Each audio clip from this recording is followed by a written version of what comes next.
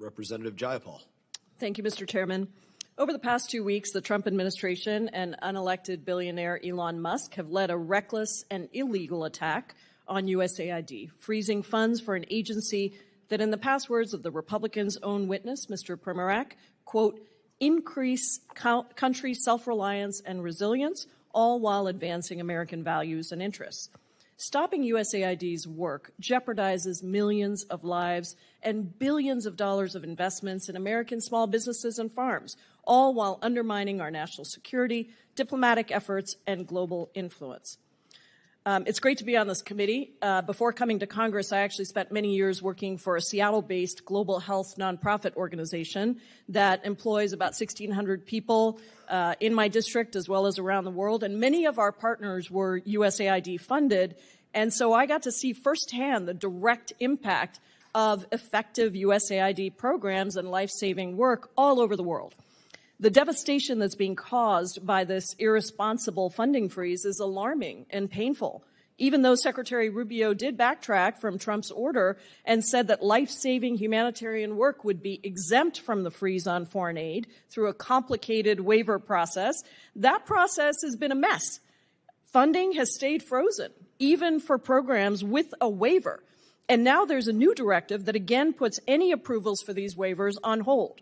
Drug deliveries have been stopped, life-saving food is rotting at ports, and we have abandoned people with experimental drugs and medical products in their bodies, cutting them off from the researchers who supervise their care. So let's be clear, this conspiracy theory-driven liquidation by DOGE is about trying to come up with spending cuts. That's the other committee I'm running back and forth between. However minor in the grand scheme of things, that they hope will finance the extension of Trump tax scam 2.0, the effort to make American taxpayers pay for tax cuts for the wealthiest.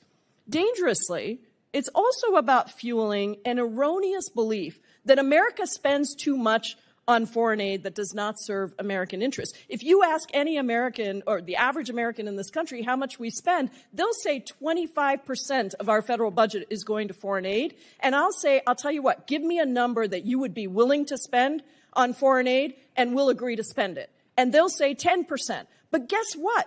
We actually don't even spend 0.75% of our entire federal budget on foreign assistance. And so the reality is that USAID spends much less than most Americans think, and the impact for that tiny amount of money is extremely important for our diplomatic efforts, for our national security, and for our relationships and global presence on the stage.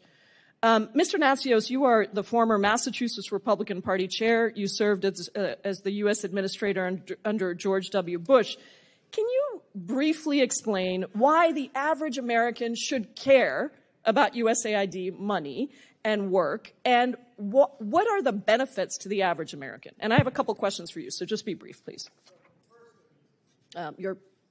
We can't shut ourselves off from the world because our borders, we have a huge problem with the border. I have no doubt that that's a legitimate issue. We need to deal with it.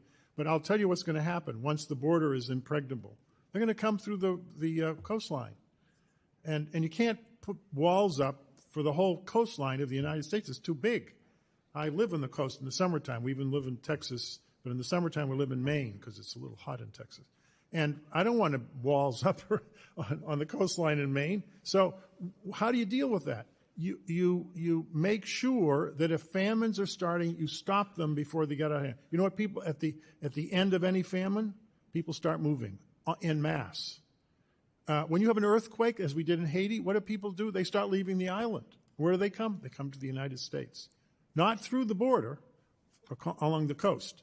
So we need a presence in the world to reduce forced migration. This is the biggest forced migration crisis in the history since World War II. 125 million people are now not where they intend to be. They're refugees or internally displaced. Number two, we already went through the diseases. It's not in American interest to have a disease get out of control because it's going to be a catastrophe for all of us. And Dr. Yoho is absolutely correct. This pandemic was nowhere near as bad as 1918. 5% of the world's population died in 1918 in 6 months. I'm going to stop you because I have one more question before I get to the end of my time. The waivers. Secretary Rubio said these waivers are there. Are they working? Even in PEPFAR, are they working? Are we getting money to these life-saving programs? I have spoken to the Christian NGOs because I know them. That's the community I come from. And they said they appreciate the waivers. They have the waivers, but they are not. There's no money flowing to them. That's what they told me. A waiver doesn't there's no feed reason families. why. Many of them are old friends of mine. They would not make this up. Thank you. I yield back. Thank you. I just want to congratulate RFK, who has just been confirmed by the Senate. Say congratulations, speaking of health.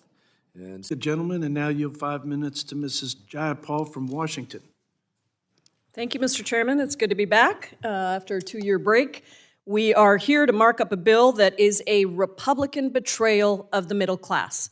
It is a Republican ripoff to take your taxpayer dollars and strip you of essential programs and services so that they can pay for tax cuts for the biggest corporations and the wealthiest billionaires.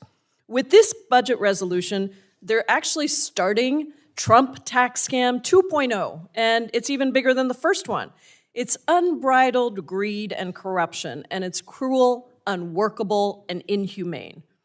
Remember Trump tax scam 1.0? The results of that scam are clear. 83% of the tax cuts went to the richest 1%, while the average American got just a couple weeks of groceries. Seriously, gold bars for the wealthiest and breadcrumbs for the rest. And from the party of so-called fiscal responsibility, that tax scam increased the deficit by $2 trillion in the years that it's been in law. Well, here we are again, with Republicans planning to strip Medicaid of $880 billion so that they can finance Trump tax scam 2.0, the extension of Trump tax scam 1.0. Republicans intend to make deep cuts to essential programs that millions of Americans rely on, from nursing homes to school lunches for kids to Meals on Wheels to affordable health care for millions of Americans. It's just cruel.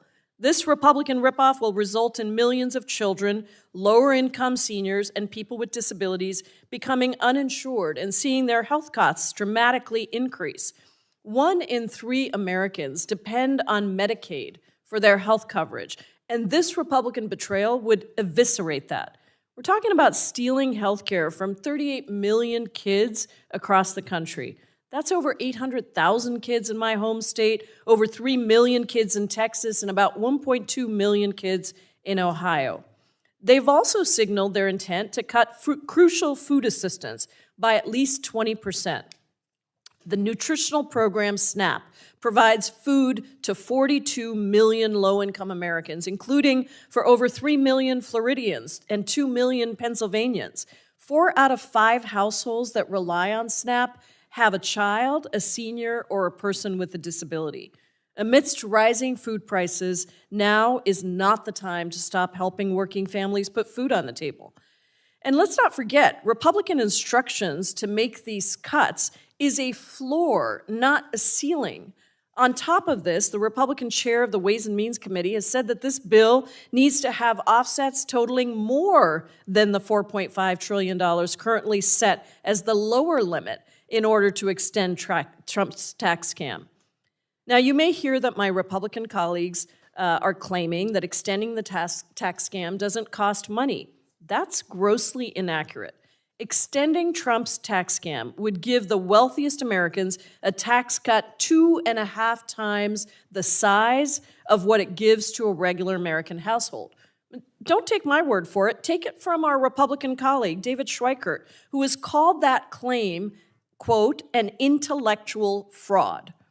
We could see considerably more cuts to essential services for middle-class Americans. There is simply no other way to achieve Republicans' cruel policy goals without severe and painful cuts that devastate working families. How are we supposed to maintain and bolster the Social Security and Medicare programs that seniors rely on, that are earned benefits, if Republicans keep slashing benefits at every turn just to keep wealthy cronies happy? When Democrats controlled the House, we passed landmark legislation, the American Rescue Plan, to lower child poverty to the lowest rate on record. Not a single one of my Republican colleagues voted for that bill. We passed measures to make historic investments in affordable housing and childcare. Democrats put everyday Americans first. Not only did we campaign on helping working people, we actually delivered on it. In contrast, my Republican colleagues have put forward an extreme plan that betrays every one of their promises to the American middle class and working people everywhere. It forces U.S. taxpayers to pay for tax cuts for the wealthiest while stripping them of critical programs and benefits. The Republican betrayal of the middle class. Vote no. I yield back. Gentleman yields back. Mr. Chairman, a unanimous consent Gentleman's request. recognized. I ask unanimous consent to enter into the record the Supreme Court's opinion in Murphy versus Missouri, especially footnote 4, which states that the factual findings about alleged government censorship on social media, quote, Point of appear order. to be Doesn't clearly the document erroneous. just go in? Without objection. Without objection. The gentlewoman from Washington is now recognized for 5 minutes. Thank you, Mr. Chairman. There are many issues in this committee's jurisdiction that are top of mind for the American people, like the constitutional crisis that we face when the Vice President suggests that we don't need to listen to the judicial branch, or when the administration takes repeated actions to undermine the Article I powers of Congress. Or how about if we use this hearing to take on the giant profiteering corporations that use monopolistic practices to raise prices and drive out competition? Remember when candidate Trump said that he was vowing to reduce prices on day one? Well, here we are, almost 1 month into the Trump presidency, and not only have Republicans done absolutely nothing to lower prices, but their policies are actually driving up prices, as today's financial data showed. But instead of dealing with that, we're here wasting time on repeatedly debunked accusations of censorship, even as the real censorship is happening right before our eyes. Donald Trump's assault on free speech rights through a series of executive orders that dictate terms of allowable expression and identities, demand political loyalty from all civil servants, and punish anyone who dissents. One of the executive orders requires federal government agencies to, quote, remove all statements, policies, regulations, forms, communications, or other internal and external messages that promote or otherwise inculcate gender ideology, and to cease issuing such statements, policies, regulations, forms, communications, or other messages. This executive order has now been used by the Centers for Disease Control and Prevention to send out guidance prohibiting the use of terms like gender, transgender, pregnant person, transsexual, and non-binary. Mr. Aaron, how does this lead to direct or indirect censorship of employees in their role as private citizens?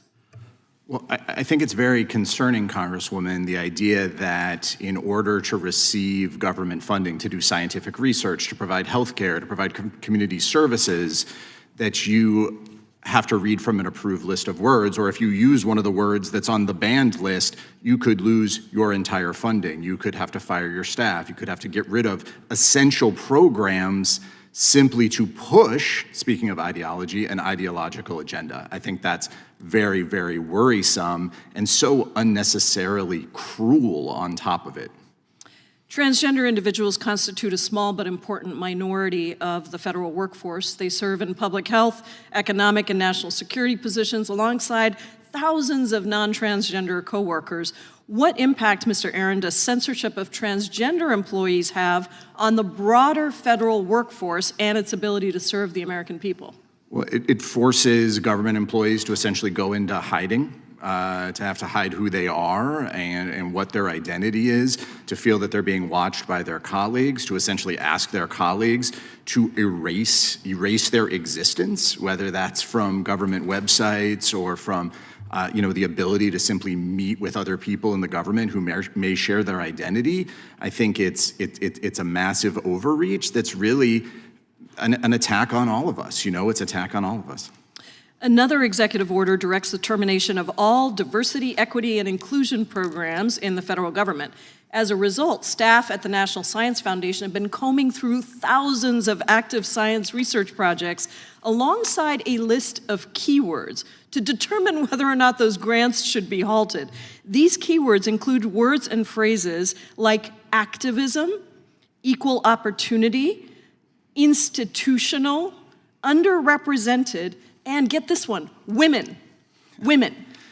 Do these actions, Mr. Aaron, constrain academic freedom or the ability of researchers to freely express their views? Well, it seems to be an insane way to decide what our scientific researchers or other researchers should be studying. The idea of cutting off funding via keyword as opposed to evaluating independent academic projects, as opposed to evaluating, is this a good cure for disease? Are we going to be able to research cancer? And the idea that that could be stymied or cut off because somebody used the wrong word, incredibly chilling. The NSF funds about 25% of basic academic research in the United States, including critical research on medical devices, quantum physics, and artificial intelligence. What effect does mass censorship of NSF-funded research have on our ability as a country to advance scientific and technological development? The scientists need to be in charge of the science. I think that's what it comes down to. The idea that we are making decisions about what our research priorities should be by inserting AI to look for keywords. AI can barely handle your airline reservations and get it right, or your searches online. So I think it's a big problem. Expired. I thank the gentleman, and I Yields back.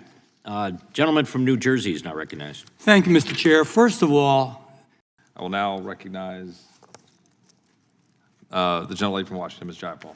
Thank you, Mr. Chairman. Let me be very clear. Donald Trump's executive order to eliminate birthright citizenship is, quote, blatantly unconstitutional. Those are not my words. Those are the words of Judge John Kuhnauer, a Reagan-appointed federal judge from my home state of Washington. The judge went on to say that while, quote, the rule of law is, according to Trump, something to navigate around or something to be ignored, whether that be for political or personal gain in the courtroom, the rule of law is a bright beacon which that judge intends to follow.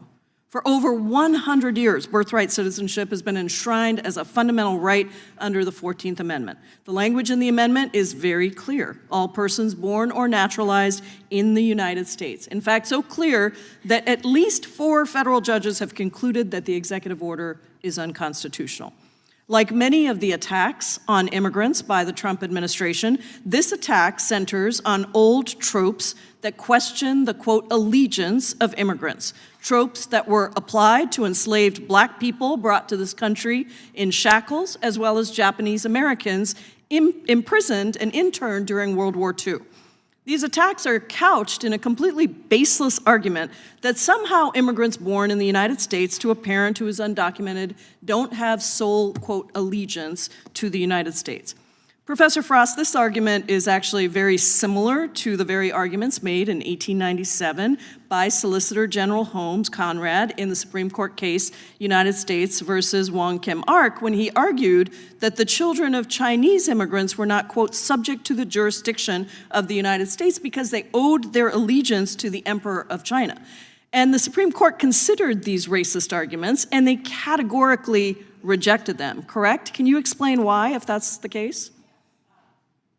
Yes, that's correct. I think it's worth noting that Holmes Conrad came from a slave-owning family. He was an officer in the Confederate Army, and he himself lost his citizenship for a period of time because he was a traitor to the United States of America.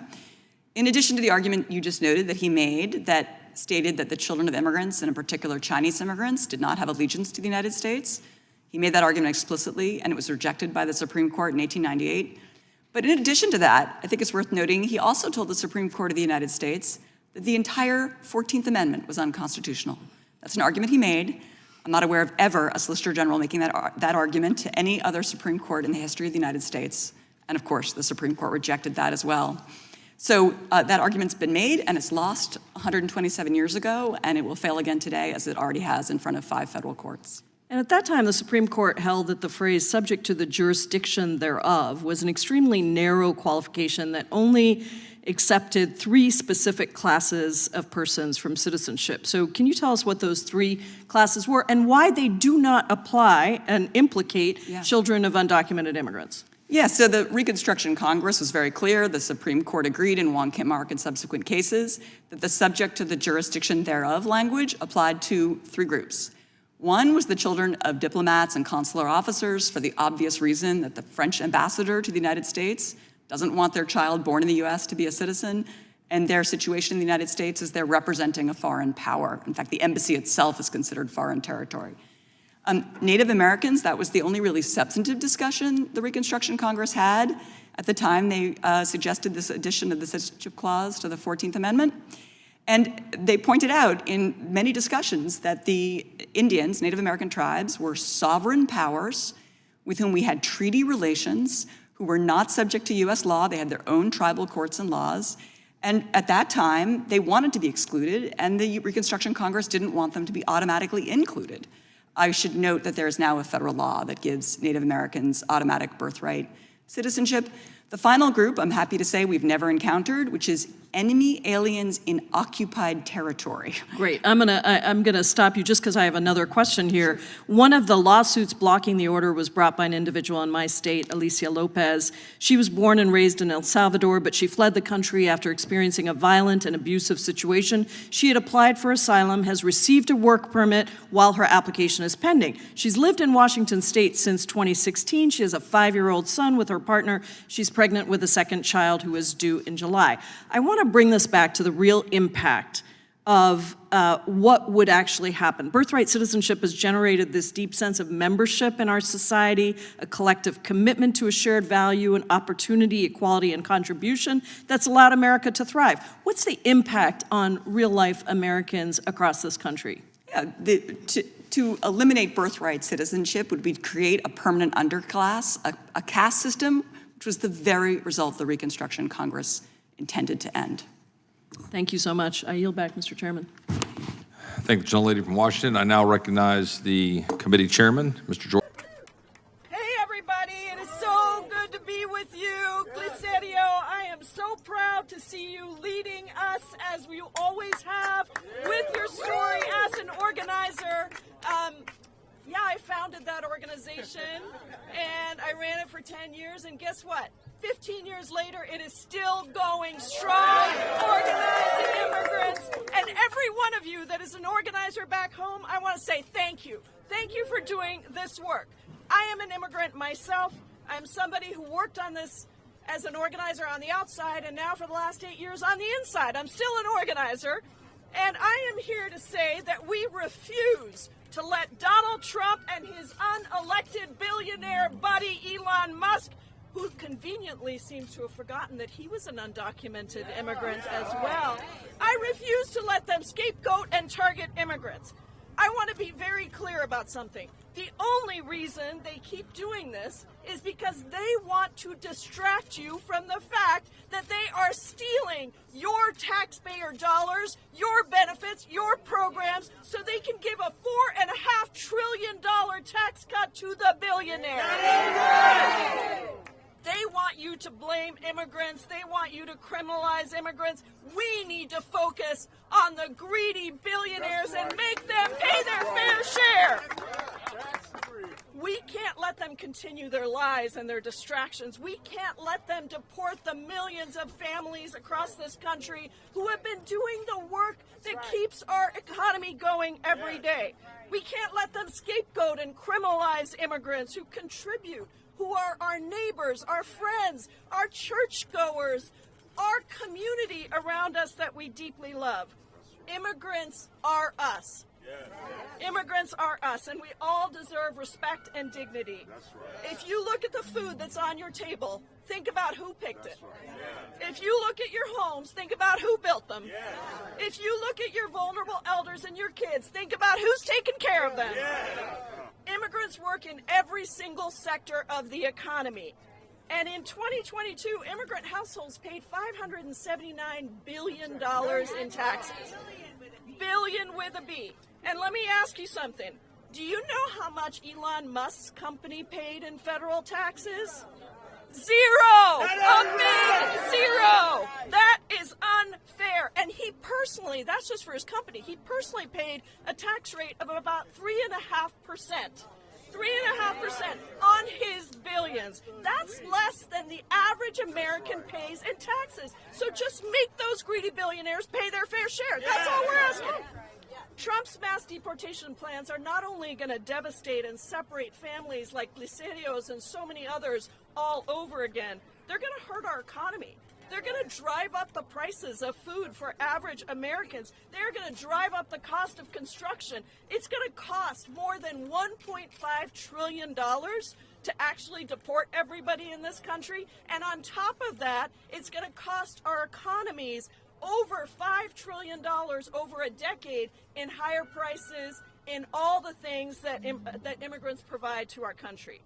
Now, Republicans have spent decades fighting the real reforms that we need to make our immigration system humane and fair. They've tried to make it seem like it's a choice between your safety and modernizing an immigration system that hasn't been modernized in 30 years. It is not a choice.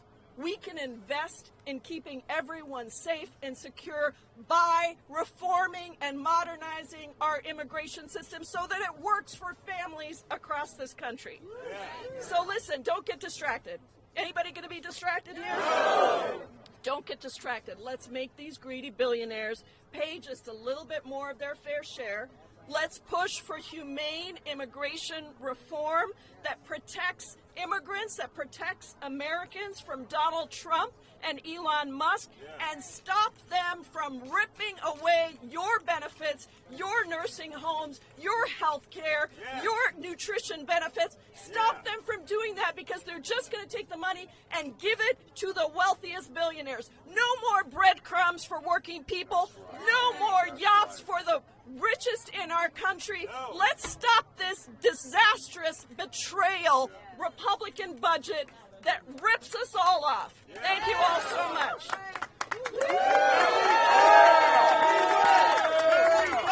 We win! We fight! We win! We fight! We win! Questions? Okay, I think we're going to open it up for any questions that press has right now, if anybody has any. And if not, we are going to close it out so we can go and debate on the floor about this terrible Republican budget. Thanks, everybody. Hey, everybody. I'm Pramila Jayapal. I represent the Seattle area in Congress, and I am so proud to be here with you on Trans Day of Visibility to send a powerful message to Donald Trump and Elon Musk that trans people will not be erased. Today is a day to say no to the bullying, the transphobia, the violence that Trump and Musk and others are inflicting on trans people here in America, indeed around the world, solely so that they can distract you from the fact that they are trying to scam $4.5 trillion of your hard-earned money so they can give more tax cuts to the wealthy billionaires. Now, I want to be very clear about something. Grocery prices are going up because of corporate greed, not because of trans people. Your Medicare, Social Security, and Medicaid are being slashed and burned because of their greed, not because of trans people. And living wage jobs and affordable housing in America have been destroyed because of greedy CEOs and private equity companies, not because of trans people. Now, I think that many of you know that this issue is very, very personal to me. As a mom and as a Congress member, I know that our kids are just kids, regardless of their gender identity. They deserve the chance to be who they fully are. And it absolutely breaks my heart to hear trans person after trans person coming up to me and saying that they feel like the government, the United States government, is trying to exterminate them out of existence. So let's say it loud and clear. Trans people will not be erased. Can you say that with me? Today is a day to honor and lift up the lives and the legacies of trans and non-binary people across this country, to recommit ourselves to true dignity and equality and respect for every single person, and to build our power to resist. Because make no mistake, I don't want you to be confused about this. I know you're not. They know we are powerful.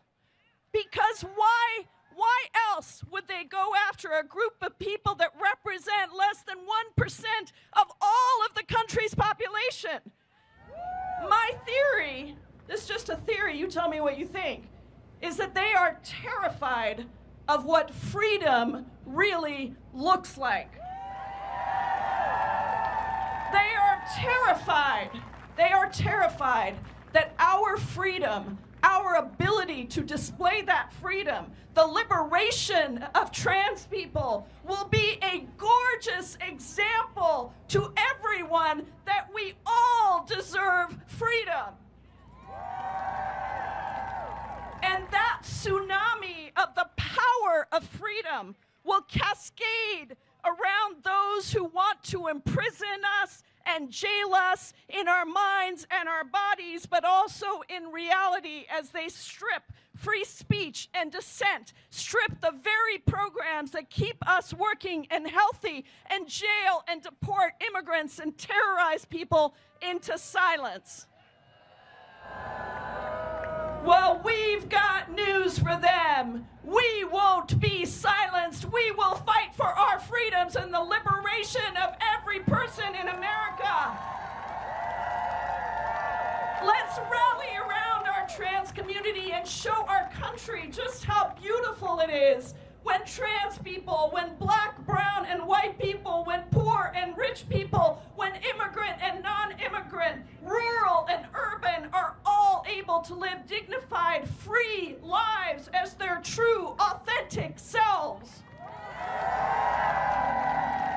Let's link our arms together, and if you want to do that right now with the people next to you, let's link our arms together and show that our coordinated resistance is stronger than their hate, that our love is greater than their greed, and that our power will eclipse their cruelty.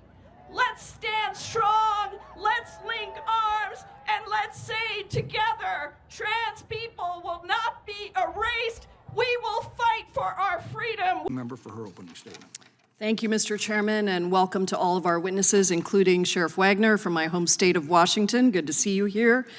Perhaps the chairman would have this level of concern for the victims of senseless gun violence across this country. 47,000 people who were killed from gun violence just in 1 year alone. Or perhaps the chairman would have this level of concern for the families of law enforcement that were killed during the January 6th insurrection on the United States Capitol, or even the families that are suffering from rising grocery prices and devastated retirement accounts thanks to Donald Trump's chaotic economic policy.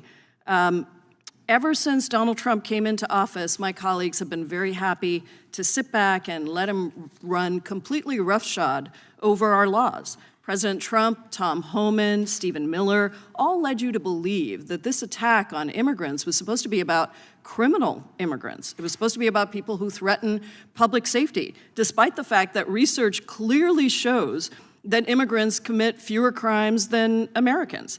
They actually led you to believe that they were for the immigrants who did things legally. I can't tell you how many times on this committee I've sat here as my Republican colleagues say, we're not against legal immigration, we're for the people who do things legally. They led you to believe that legal immigrants had nothing to worry about, people on permanent residence status or legal visas or legal status.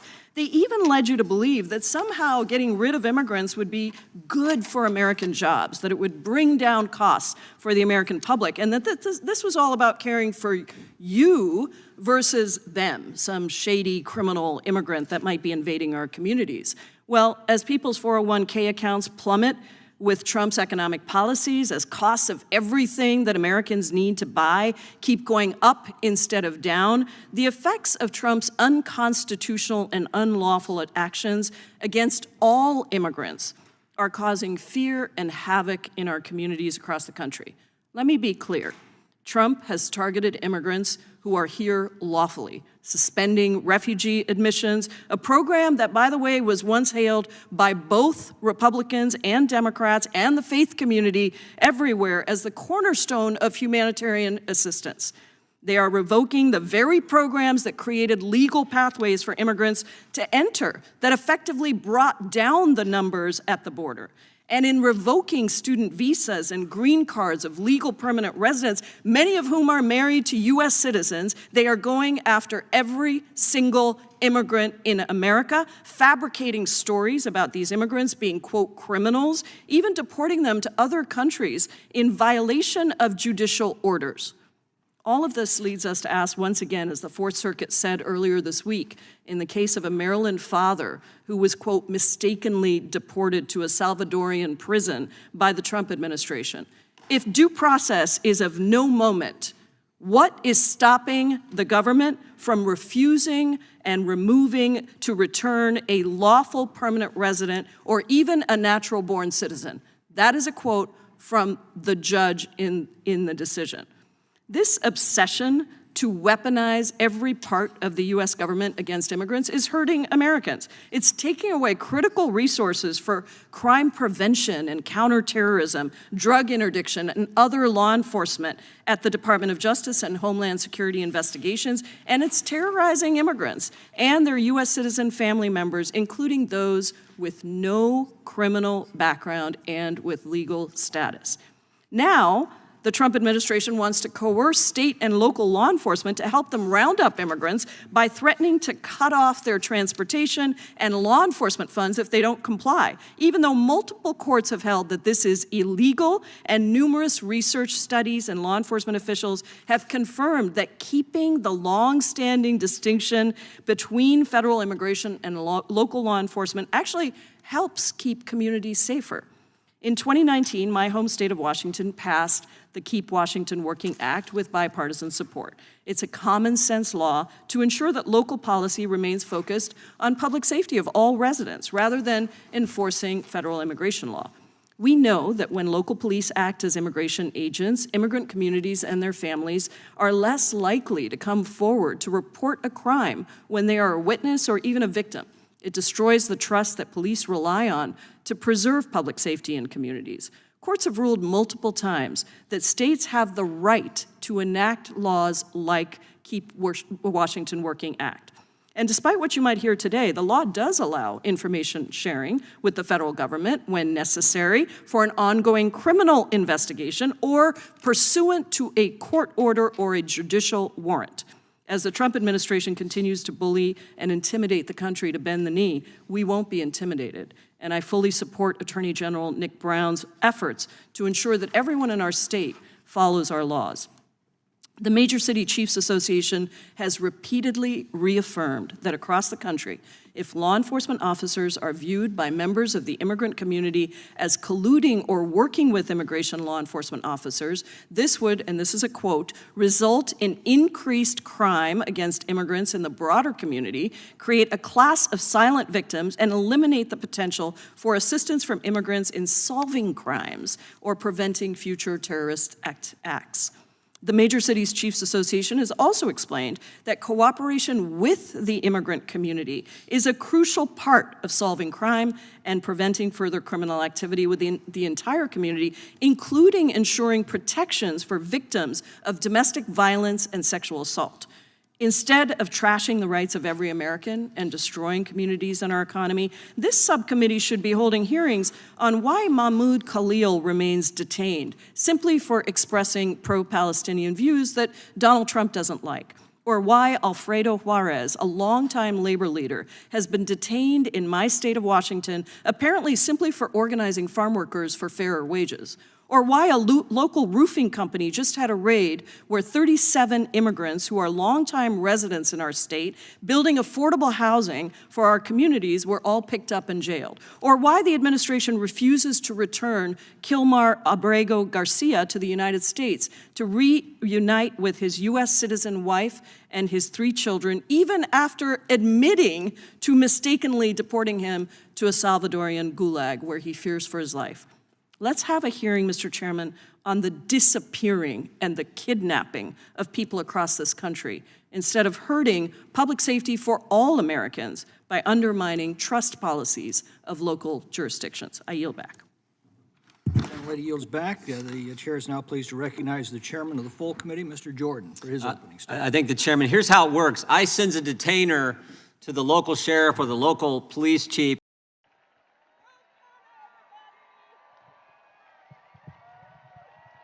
Give it up for Rokana, everybody. LA, how are you?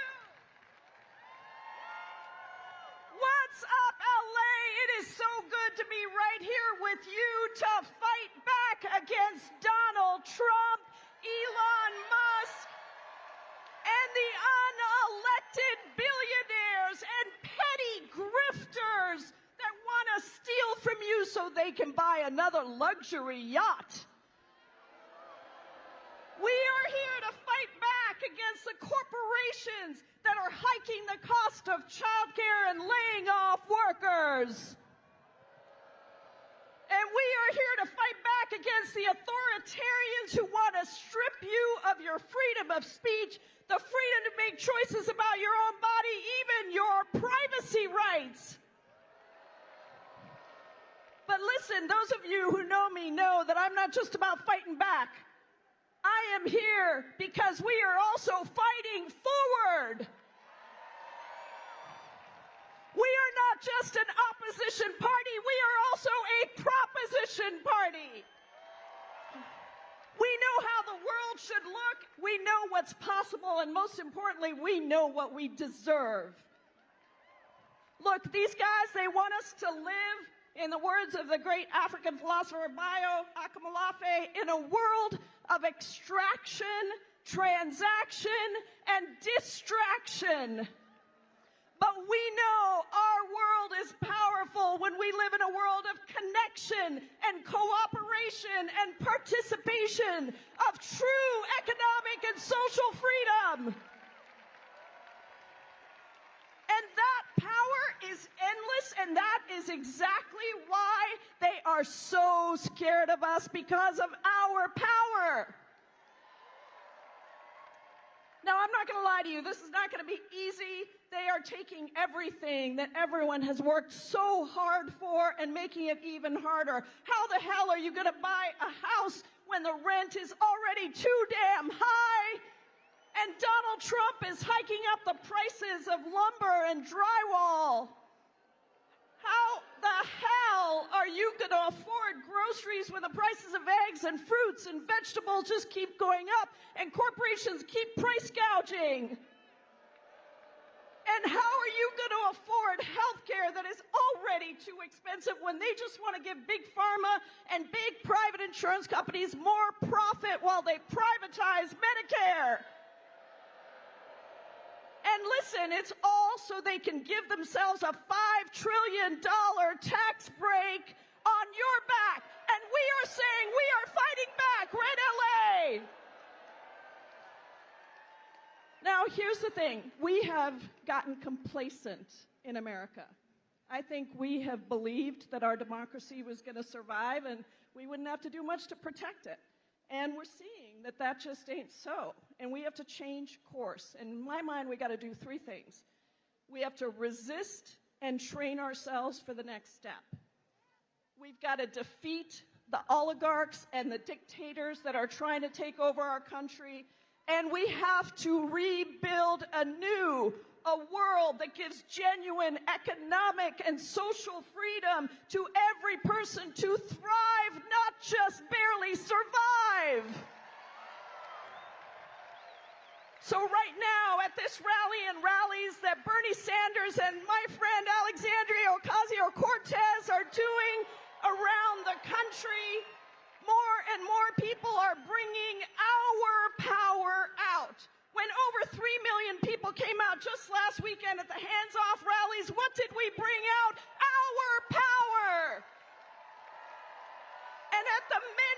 actions to stand up for Mahmoud Khalil and Kilmar Abrego Garcia.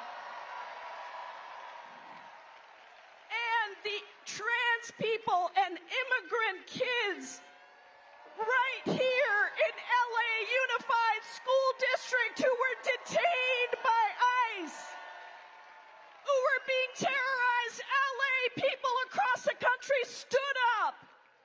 Our power. Now, in addition to the rallies, we got to train and educate ourselves actively for what's coming. We need to learn tools. We need to learn tactics from powerful movements across the world. And that's why I launched the Resistance Lab trainings. We have had over 20,000 people in 3 weeks sign up. There's one tomorrow morning, 10 o'clock to 12 o'clock. You can sign up at PramilaForCongress.com. Because we need to get ready. We need to get strike ready. We need to get street ready. We need to get ready to take down these dictators and oligarchs. Take down the people who are destroying our unions and our institutions, selling off our public goods and resources to the highest bidder, and stripping us of our Social Security, Medicare, and Medicaid. And when we do that, that's when we rebuild the world we know is possible, where every single one of us, white, black, and brown, every race, every class across America, gets to just live a decent life, where we have a roof over our head, food on the table, education for our kids, and dignity with Social Security when we retire. That is all we are demanding. And by the way, that's exactly why Bernie Sanders and I are introducing again the Medicare for All bill in just a couple of weeks. Now, if you all are ready for that vision of the world that we are building anew, then I want you to take the hands of the people next to you, raise them up in the air, and show that our coordinated resistance is stronger than their hate. That our love is greater than their greed, and that our power will eclipse their cruelty. Thank you, LA. Thank you for everything you are doing. And now, I have the great honor of introducing an absolute legend, Grammy Award winner, Rock and Roll Hall of Famer, and the person who had the moral voice of nonviolence. Consider that the very reason that Donald Trump has faced more nationwide injunctions than Joe Biden is precisely because Trump is grabbing unprecedented power from Congress and from the judiciary, power that is not accorded to any president because we do not have kings in this country. If you try to eliminate birthright citizenship, jail people for free speech, slash funding and fire people, and eliminate departments that are actually established by Congress, if you try to use Cold War era regulations to do mass deportations, then yeah, you're going to get nationwide injunctions. So maybe if you don't like the injunctions, stop doing the illegal stuff. The argument that the judiciary has run amok is a very convenient political argument that's being weaponized to eliminate the fundamental checks and balances that our founders put in place to protect the independence of the judiciary from the political branches of government. If there are threats to the independence of the judiciary, they come when unelected billionaires try to buy court seats. They come when there is no ethics code that stops justices from being captured by special interests. The lower courts have played a critical role in this independence from political systems, delivering results that people from both parties have liked and disliked. During the Obama and Biden administration, lower courts did rule against the government in cases dealing with student debt relief and DACA. Courts have also ruled in favor of guns, religious liberty, and abortion restrictions. Democrats may not have liked those rulings, but we did not simply try to eliminate those courts or impeach those judges. And did you ever hear Republicans complaining about the judiciary when those favorable rulings were coming about? Of course not. One of the most important roles of an independent judiciary is upholding civil rights and liberties. The judiciary is often the last line of defense for protecting the vulnerable from the powerful and the minority from the majority. This is particularly true when it comes to immigration. Last night, we learned that the Trump administration mistakenly deported a father with protected legal status. This is the latest amongst numerous questionable deportations, including men being deported for having tattoos, for autism awareness, and the names of close family members. Trump's basis for these deportations is the Alien Enemies Act of 1798. This statute authorizes the president to detain and deport non-citizens when there is, quote, a declared war or an invasion or predatory incursion, end quote, by a, quote, foreign nation or government. Professor Shaw, could you briefly explain why the courts have determined why there is no appropriate basis for Trump to invoke the Alien Enemies Act? Well, I should say it's all in a very preliminary posture, but Judge Boasberg issued his initial temporary restraining order essentially on the grounds that individuals who were subject to this deportation on the basis of this invocation of a 1798 statute that has been used 3 times in our history needed some opportunity to contest or present evidence before being sent to prisons in El Salvador. So this was, just to be really clear, Judge Boasberg did not order anyone's release inside the United States. Everyone is able to stay in U.S. custody. It was simply a determination that the basic demands of due process were not suspended by the invocation of the Alien Enemies Act. And why are those due process rights so important in the immigration context in particular? Well, so I think that the example that you gave, Congresswoman, of this reporting we saw last night of an individual who appears to have been incorrectly seized and sent to a prison, maybe there was some other basis, but not the specific Alien Enemies Act invocation basis for deporting him, makes clear that the stakes kind of couldn't be higher than in the immigration context, especially if we're talking about not just detention, but deportation and expulsion. Due process protects us from being summarily deprived of life, liberty, or property, and those interests in some ways are at their highest when we're talking about the government taking custody and potentially expelling an individual. And this law was used, wasn't it? It was invoked by President Franklin D. Roosevelt to detain 120,000 Americans of Japanese ancestry during World War II? That's right. It was part of the basis of the detention and internment of Japanese Americans. And so these actions don't just affect foreigners. What's at stake are constitutional rights for all Americans. Can you explain to any American who might be watching this hearing why they should be concerned about their rights, given what the Trump administration is doing? Right. I think that the Constitution is the only thing standing between any of us and being summarily placed on a plane. And judges are the ones who are often in the position of enforcing those constitutional rights. So this is not about protecting an other, right? This is about protecting all of us. And if the administration is not duty-bound to respect the basic requirements of the Constitution with respect to these individuals, it's not clear why it's duty-bound to respect those rights as to any of us. I think that is a very important point, and I think we should be focusing our attention on how to best preserve our independent judiciary, not delegitimize it. Mr. Chairman, I'd like to submit an article, seek unanimous consent to submit an article for the record. This is from The Atlantic. An administrative error sends a Maryland father to a Salvadorian prison. Without objection, so ordered. Thank you. I yield back. The gentlelady yields back.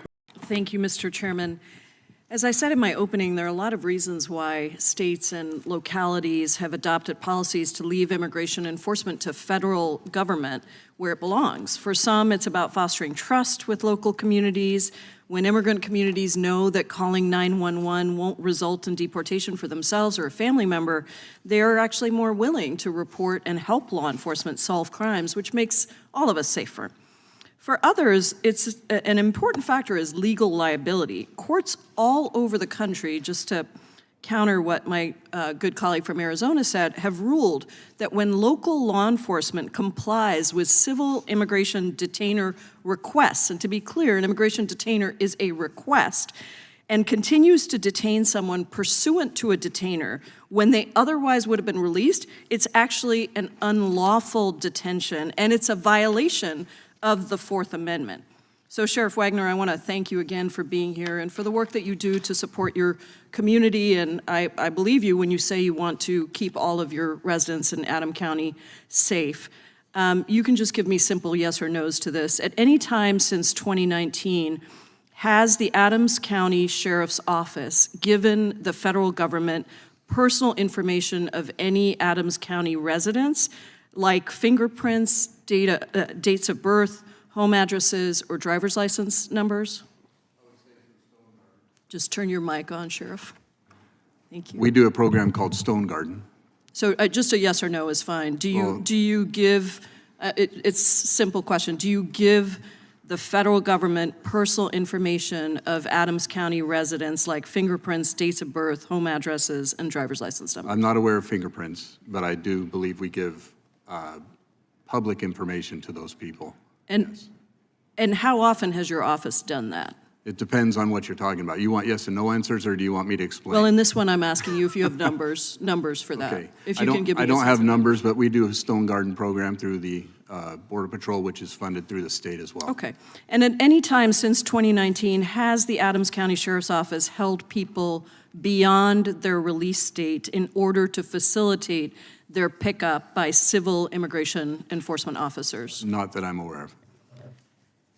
So you're following the Keep Washington Working Act in that way, and that's good to hear. I want to go on to some questions for Major Franklin. Let me turn to you.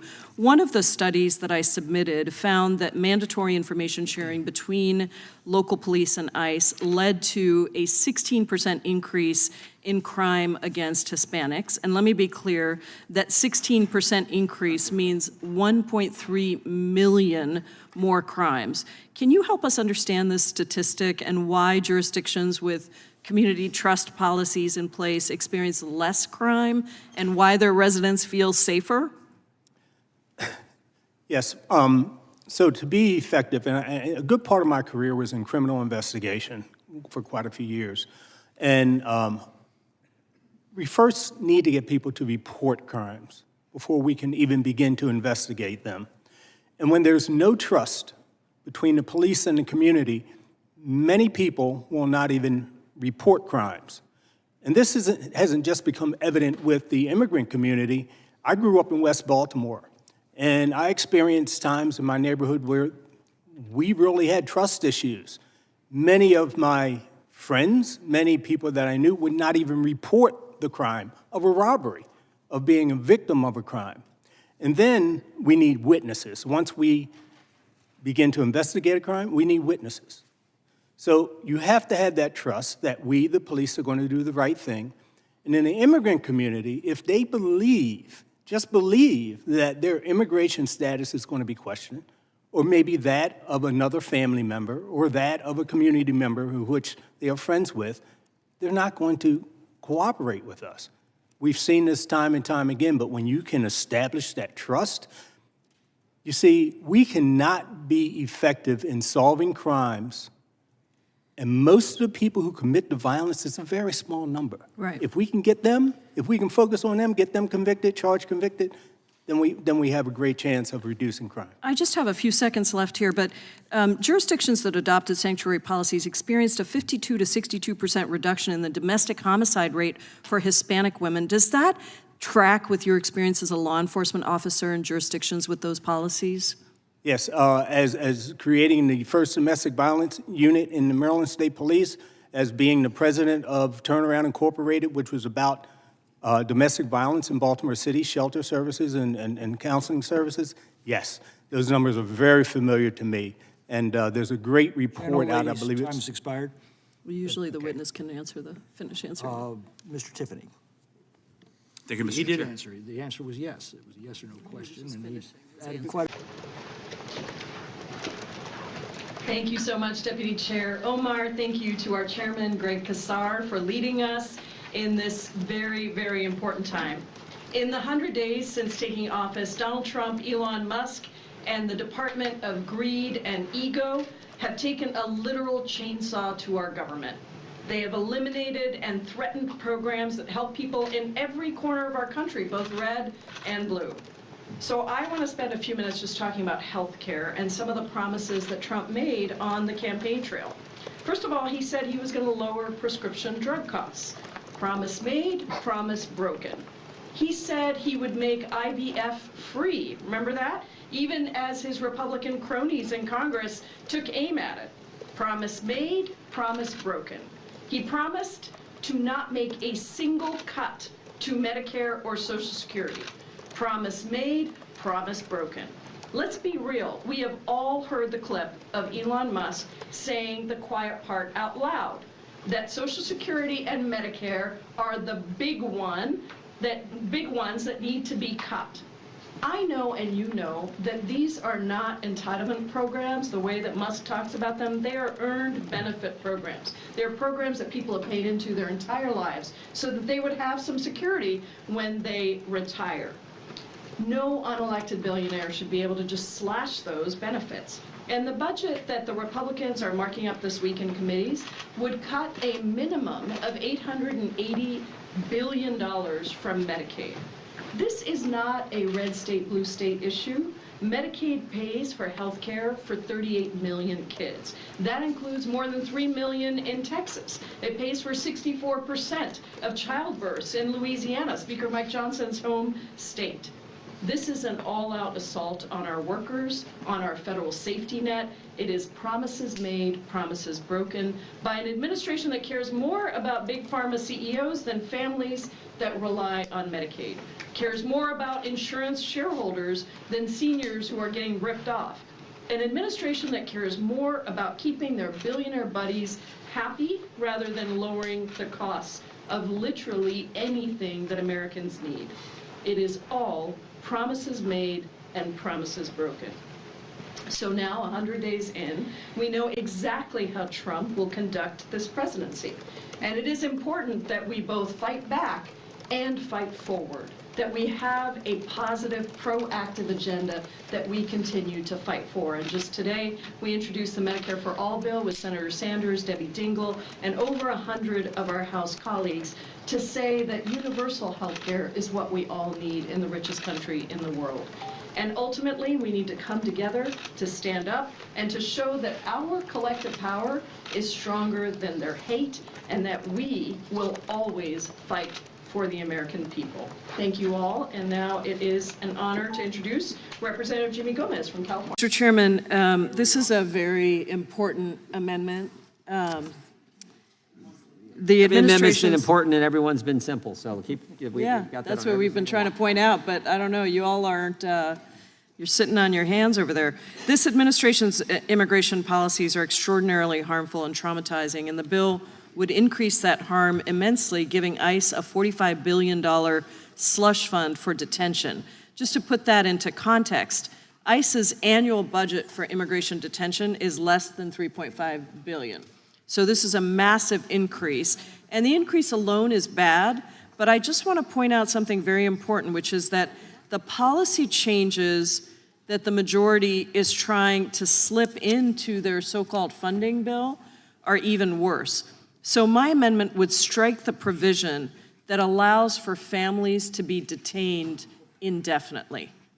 This provision would overturn the Flores settlement agreement, which has helped protect children in government custody for nearly 30 years. The Flores settlement agreement's principal purpose is to ensure that children are released from immigration detention as quickly as possible, recognizing the harm to children. Children in the custody of the DHS have to be placed in the, quote, least restrictive setting, and they are not allowed to be detained for more than 20 days. But this bill actually makes a very important policy change, and it gets rid of that requirement. It allows families to be detained throughout their immigration proceedings through their removal if they're ordered removal. But with the immigration court backlog, that means that families could be stuck in detention for years. Now, family detention has historically been used only for arriving families. But now, Trump is incarcerating families who have already been living in our communities as friends and neighbors for years. One of the youngest children being detained is only 1 year old. 1 year old child being put into detention. That is unacceptable, especially considering that much of the families detained under this provision and much of the new money provided for immigration detention is going to go straight to private for-profit prison companies. For-profit, privately owned prison companies are incentivized to make as much money as possible often at the expense of the health and protection of individuals forced into their care. Private immigration detention facilities lack necessary oversight. They're often unsafe, and time again, that has led to a lack of sufficient health care and resources for detained individuals. Some of the most egregious abuses that we hear about of immigrants happen in detention facilities that are run by these for-profit private companies. Unnecessary medical interventions, forced labor, abuse of solitary confinement, and intimidation have run rampant. You might remember a case in Georgia, Mr. Johnson was with me when we went to visit, where immigrant women were being forced into sterilization procedures. Experts hired by the DHS office, that detention center, by the way, we were able to shut down thanks to our advocacy. Experts hired by the DHS Office for Civil Rights and Civil Liberties, an office that the Trump administration closed without any congressional input or consent, conducted secret inspections of these detention facilities. Their investigation contains over 1,600 pages detailing conditions in these facilities, which they describe as, quote, barbaric and negligent. Private prison companies owe their first duty to their shareholders, not to the people they detain. They prioritize profits over people and care, and that is clear from a recent report in which medical experts determined that 95% of in-custody deaths that ICE reported between 2017 and 2021 were actually preventable. And of the 15 immigration detention centers with the highest number of deaths during this period, 13 are run by private prison companies, including a facility near my district, the GEO-run Northwest ICE Processing Center. I'm sure it's a total coincidence, but in 2024, GEO Group's PAC gave nearly $4 million to Republican campaign groups. And they're poised to make hundreds of millions of dollars in taxpayer money from the bill's detention expansion. The Flores settlement agreement has guided our government's policies for detaining children for over a quarter of a century. And I want to be clear about what it looks like for kids before. When the Flores case was filed in 1985, children were held in indefinite detention in poor conditions without access to basic medical treatment. They were handcuffed, they were strip searched, subjected to body cavity searches, and required to sleep in areas and share bathrooms with adults that they didn't know. I can't imagine that that's something that anyone on this committee would want, and I would ask for the support of our Republican colleagues to prevent the overturning of Flores. I yield back. Gentlelady yields back. Gentlelady from Pennsylvania is recognized. I move to strike the last word. Gentlelady is recognized. I wholeheartedly endorse Representative Jayapal's amendment. Anyone who has worked with kids who've been caught in the immigration system, anyone who has met children who've been held even briefly in a detention center know how much damage that does to these children, lifelong trauma. We've heard testimony before this committee in the past when there were efforts to detain children in violation of the Flores Agreement. So we can just go back to this committee's own records and testimony from Homeland Security officials. This is not something that the United States of America should ever be a party to, and so I would urge adoption of this amendment. Would the gentlelady yield? Yes, I just have a question. I'm wondering if you think that everyone on the committee has actually read this bill, because this is a policy provision that's being slipped in as as part of a funding bill. And I'm just curious whether you think our colleagues on the other side have read. I mean, none of them are talking tonight, otherwise I would yield to anybody on the other side to answer that question. That sounds like it could be problematic on the Senate side with the bird rule. Well, exactly right. I think that there's a really important question about what happens in the Senate, but I would just urge I can't believe any of my colleagues on the other side would want to detain kids. I don't know if anyone over there wants to respond. Doesn't seem like anybody is talking tonight. I think Mr. Van Drew is looking like he really wants to, but he is trying to sit on his hands. Mr. Van Drew, Van please. Drew has never stayed this quiet for this long. No, I mean, Chairman's going to buy me a drink for this one. well, I want to come back to just the serious question of whether you all think that kids should be detained. Because the Flores Agreement has existed for decades, and it existed specifically because we had kids who were being handcuffed and strip searched and subjected to body cavity searches and required to sleep in areas and share bathrooms with adults that they didn't know. And I'm thinking that, because I'm the eternal optimist, that maybe some of you over there don't want to vote for that and would vote with me on my amendment to make sure that we do not overturn the Flores Amendment in this, and that we actually preserve this important agreement. I don't know, Ms. Scanlon, it's your time, but I'll yield back to you. But I just, I don't know if there's any other way to get people over there to answer the question about whether they've actually read the bill. Well, and I think there's been a fundamental misunderstanding about what is the Flores Agreement. The Flores Agreement came out of a lawsuit about what was appropriate treatment for children. That's right. And it was a way of the U.S. dealing with the fact that the treatment that was being afforded to children before the Flores Agreement was unconstitutional, was a serious violation of not just their rights, but of their physical and mental health. I mean, the testimony that we've heard about children being held in inappropriate situations that are not appropriate for anyone, but much less a child. Again, it is just not something that I think the United States of America should be party to. Will the gentlelady yield?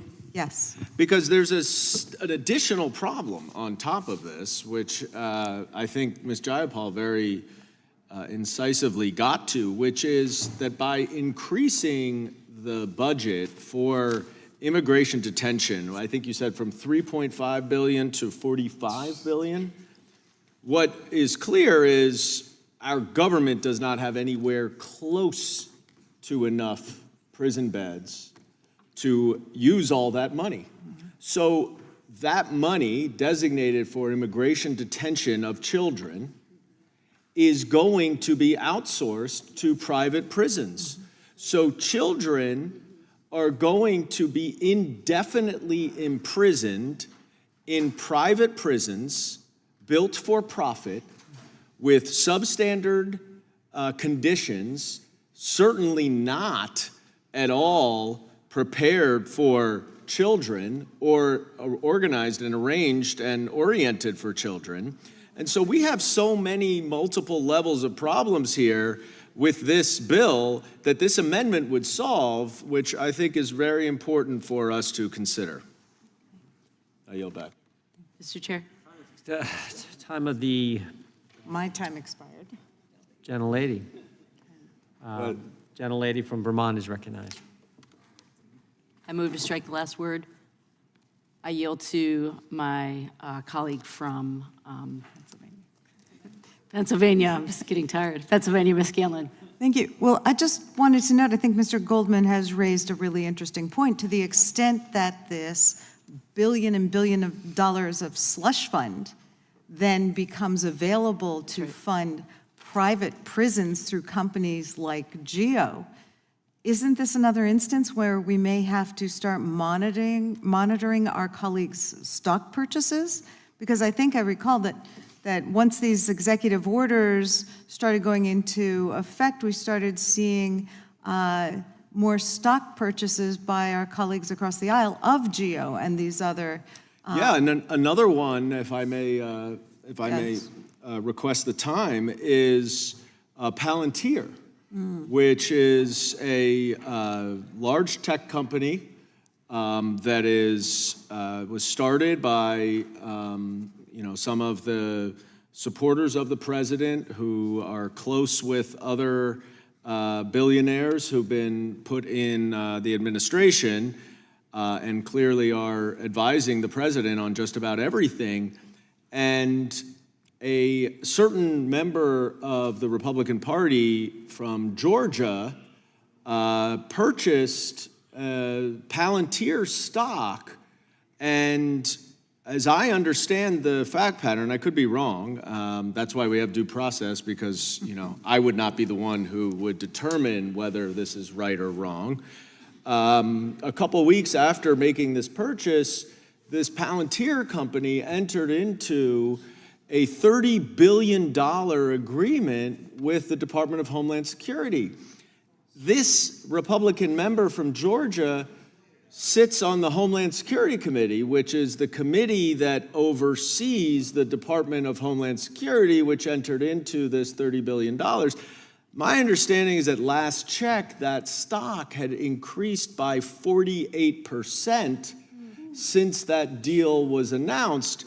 And so since we have a slush fund going from $3.5 billion to $45 billion that will almost all go to private prisons, certainly this is something we would need a strong inspector general to oversee, right? To make sure that the Department of Homeland Security is not procuring that money in any wasteful, fraudulent, or abusive way. Is that your view as well, Ms. Scanlon? Absolutely. I mean, the combination of the possibility that the money would go to those kind of private interests that have been so, making all those donations to the president and his inaugural fund and everything, or funding more placements in El Salvador or other inhumane prisons. I think for all those reasons, we should be cutting off this funding. And may I ask another question? You mentioned the funding for the El Salvador prisons. I assume that you're referring to the fact that this administration is using taxpayer money to pay for El Salvador to house undocumented immigrants who were removed from our country without any court appearance and without any due process. And one of them, as we all know, has gotten a lot of attention is Kilmar Abrego Garcia. The reason he's gotten a lot of attention is because there was a withholding order on his deportation order that specifically said he could not be deported to El Salvador because there was a legitimate fear of persecution if he were sent to El Salvador, and he was sent there. My understanding is the administration admitted that he was sent there in error. I think they called it a mistake, quote unquote. And the courts all the way up to the Supreme Court have ruled that it was a violation of the fundamental right to due process. And the Supreme Court said that the administration must facilitate his return. And Ms. Scanlon, my question for you, since you mentioned the payment, the taxpayer money that is going to pay for Mr. Abrego Garcia to stay there is, would it qualify in your view to facilitate if the administration told El Salvador that they would not pay for Mr. Abrego Garcia to stay there anymore? That would seem to make sense, and it would certainly be consistent with the reporting we're seeing that it's not consistent with the conditions that even the El Salvador government had agreed to in that case. So I thank the gentlelady for the time. Gentlelady's time has I yield back. expired. Gentlelady from California is recognized. Thank you. I move to strike the last word. I would like to continue to engage in this questioning, and I have a question for the gentlewoman from Pennsylvania. You know, in California, there are actually instances where dozens, maybe even hundreds of unaccompanied minors are in detention centers. And in fact, you know, we have been told, although the federal government is being very evasive in allowing us access, but we have been told that they've been trying to force cities, my city, to continue to hold these young children.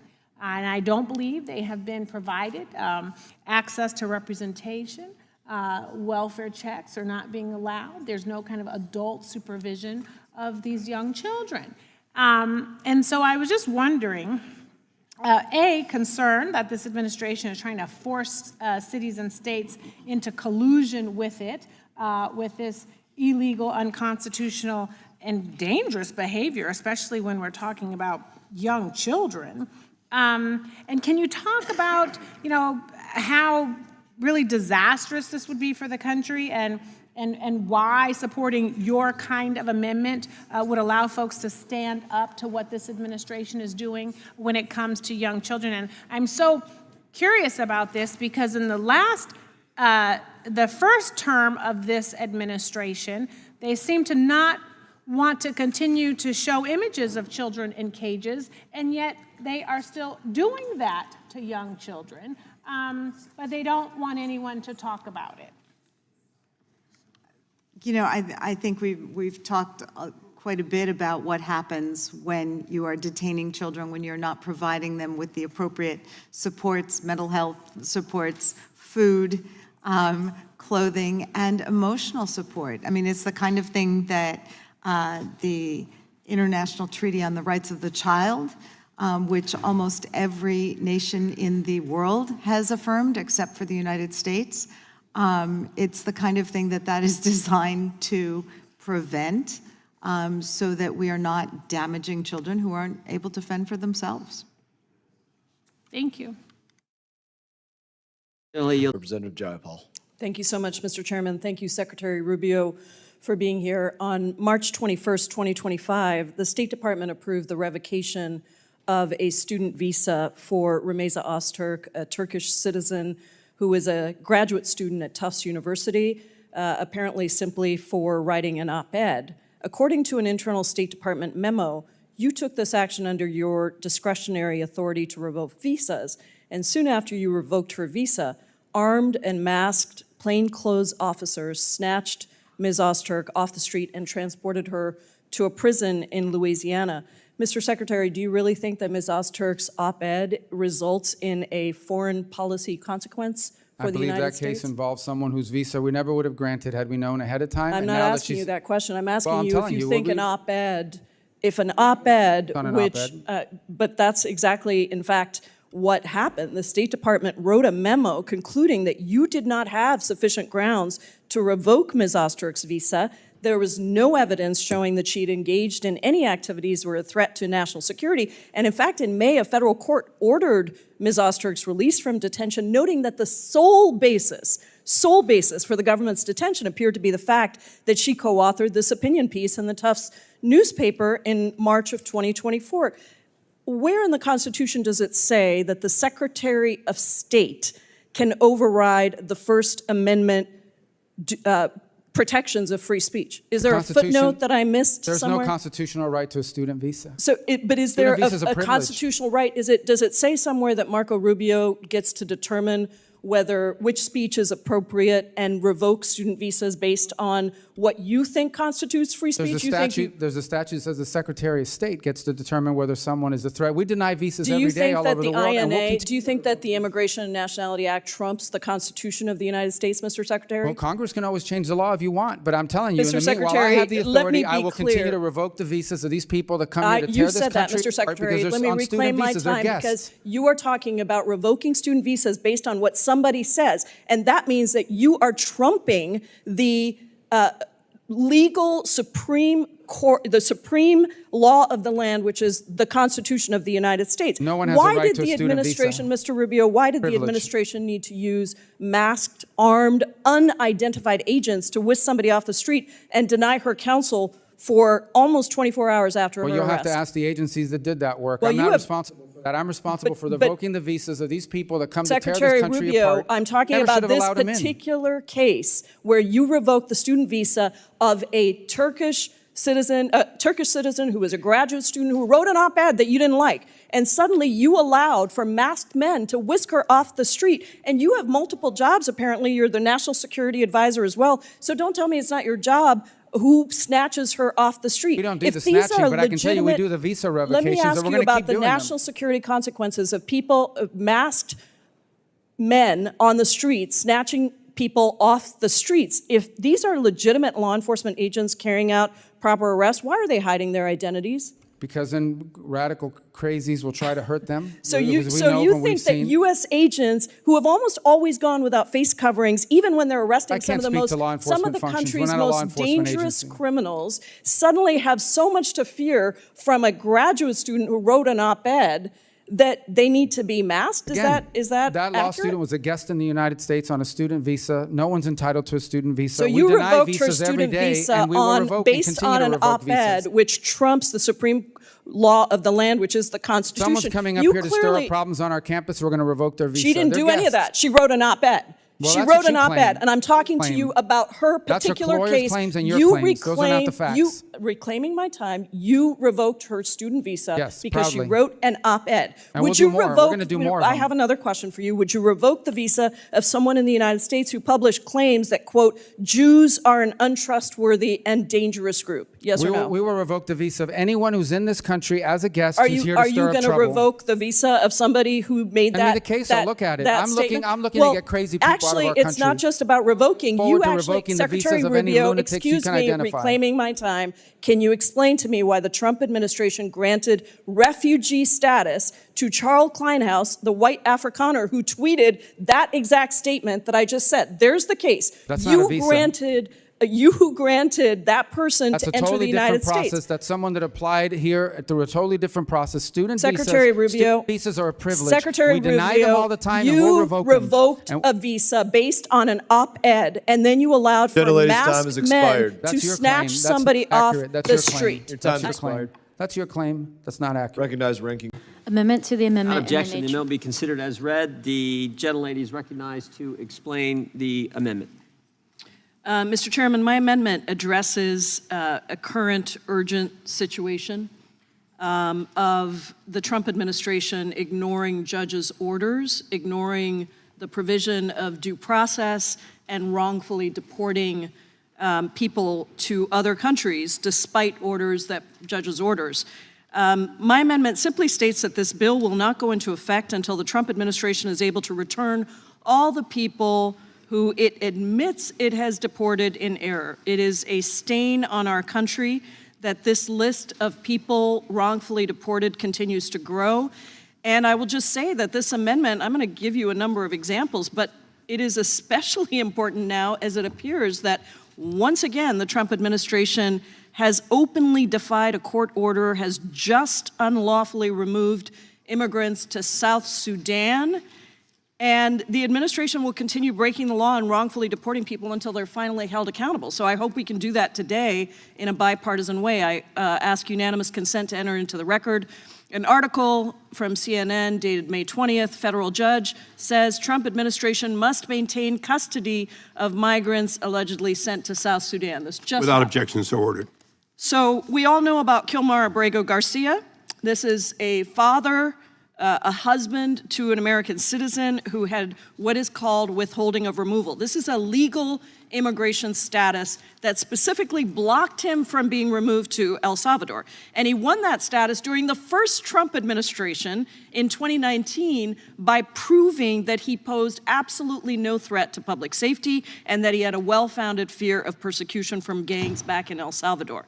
The first Trump administration never appealed that decision. Now, the Trump administration has violated the court decision, kidnapped him in front of his 5-year-old son, and shipped him off to El Salvador, the one place in the world that they were legally barred from sending him. They sent him to be locked up in a foreign gulag with the very gang members that he had just escaped, and they are using our taxpayer dollars, all of our money, to pay for him to be imprisoned over there. Now, the administration didn't deny that they deported him in error. They admitted that they deported him in error, and in a normal world, they would have tried to bring him back. And if they really thought he was a danger to the community, they should have gone through the legal process of presenting that information to a court to try to strip him of his legal protections. But that's not at all what they did. They doubled down. They insisted without any new evidence that he was an MS-13 gang member. They went as far as to hold up a photoshopped picture of his tattoos. This is desperation. When you don't have real evidence, you Photoshop things. Meanwhile, every single court that has looked at this case, including the Supreme Court, found that the administration was in the wrong, and the Supreme Court ruled unanimously, 9-0, that the administration needed to facilitate the return of Mr. Abrego Garcia. There are at least 2 other cases similarly. Daniel Lozano Camargo, who is a Venezuelan man, was deported to El Salvador in March, despite a court-approved settlement requiring the administration to adjudicate his asylum claim first. And again, the Trump-appointed judge ordered that the administration facilitate Mr. Lozano Camargo's return, and the Trump administration has not done so. A Guatemalan man sued the Trump administration in March for deporting him to Mexico despite a fear of persecution. And immigration officials initially said that the man told him themselves that he was not afraid to be sent there. But in a court filing on Friday, the administration acknowledged that their claim was based on erroneous information. So these are just the beginnings of these wrongful deportations. And I think every U.S. citizen out there wants the Trump administration, every person in this country wants the Trump administration to abide by the courts and by judges' decisions, and they are willfully defying that and deporting people, including people who have legal status. This is not about going after the worst of the worst that the bills keep bringing up over and over again. This has nothing to do with the campaign promises that Trump made. This is about deporting wrongfully people, sending them to other countries, and refusing to obey even the Supreme Court. And I will tell you, I don't think Americans want that. I don't think they believe that that is what should happen. And I would like for the other side to vote on this amendment that says nothing in this bill goes into effect until you return those wrongfully deported people and you obey the Supreme Court and judges across this country, including those appointed by Donald Trump, in their rulings to return these people to the United States. I yield back. Gentlelady yields back. The gentleman from... Mr. Chairman, I move... Hang on a second. Chairman, notwithstanding that this is overly broad and outside the scope of this bill, I'll withdraw my reserve. Point of order is withdrawn. The gentleman from North Carolina is recognized. Move to strike the last word, Mr. Chairman. Gentleman is recognized. Well, just a few points of correction and clarification in regards to the statement stating that Mr. Kilmar Garcia was not a threat to public safety. I have to strongly disagree. Having prosecuted organized criminals for almost a decade. Yield? No, ma'am. After over a decade, the evidence is overwhelming, both officially on the record. Why don't you present it in I'm court? speaking, ma'am. Time belongs to the gentleman from North Carolina. The evidence is overwhelming that he was engaged in nefarious conduct, that he was part of terrorist organizations, and he was working actively to further his criminal objectives here on American soil. His domestic partner or wife, whichever one she is, she took out paperwork with a court stating that he was abusive to her. He was stopped in Tennessee with, I believe, 8 women in a van, trafficking them around the country. This is not the person that we need to be taking up our arms for. But in regards to the gentlelady's concerns about due process, this bill protects due process. If someone is here illegally and they do not get convicted of a felony, it does not trigger this law. For someone to be convicted of a felony, they have to be charged with probable cause by a grand jury. They have to be arrested or otherwise apprehended. They have to be given counsel at your expense. They enter into a plea negotiation or a jury trial where they either admit to criminal conduct under oath or they're convicted by a jury of their peers. Once that happens, this law is triggered. Due process is protected. If you are convicted of felonious conduct in the United States and you are here illegally, these penalties come into play. If you're here illegally and you do not commit any crime, this law does not touch you. It targets the worst of the worst. It targets those who come back here illegally time and again to prey upon my children, my neighborhoods, people in your district, ma'am, and the time for allowing that is over. This bill gives law enforcement the tools to attack the committed criminals from around the world who come here illegally. Mr. Chairman, I yield back. Would the gentleman yield just for one quick question on that point? Gentleman yields. Wait, am I reading the statute wrongly to say that a person could be put in a prison for a longer period for no other crime other than reentry? Well, there's two answers to that. First, it elevates the sentence from 0 to 2 years to 0 to 10. In 2 years, it can take 24 months to resolve a case in 2 years, 24 months. And if it takes 21 months to resolve a case, there's only 3 months of active time that you can bestow. So it elevates it to 10 years. But secondly, The mandatory time only is initiated if someone has been convicted of a felony here in the United States and then returns illegally. Does that make sense? But So but the initial entry itself is a felony, right? So but I guess what I'm getting at is you don't need to have murdered somebody or assaulted somebody or robbed somebody. Your crime could just have been an extra reentry. illegal reentry with a felony conviction. Yeah. And again, I will state for the record, there is nothing that compels prosecutors to have to charge that. But if the felony is sufficiently serious, if they're sufficiently dangerous, et cetera, and they come back illegally, that hammer exists to be used. Would you entertain one other question, Mr. Ryan? Absolutely. But I guess this was back more on Ms. Jayapal's point.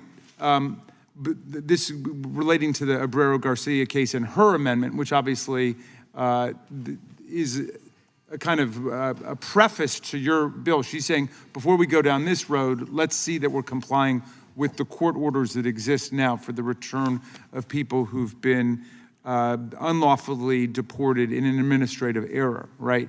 And then the answer to that was, this is a terrible guy, he's MS-13, he's a terrorist, and so on. He's not been charged with any of that, and he hasn't been convicted of any of that.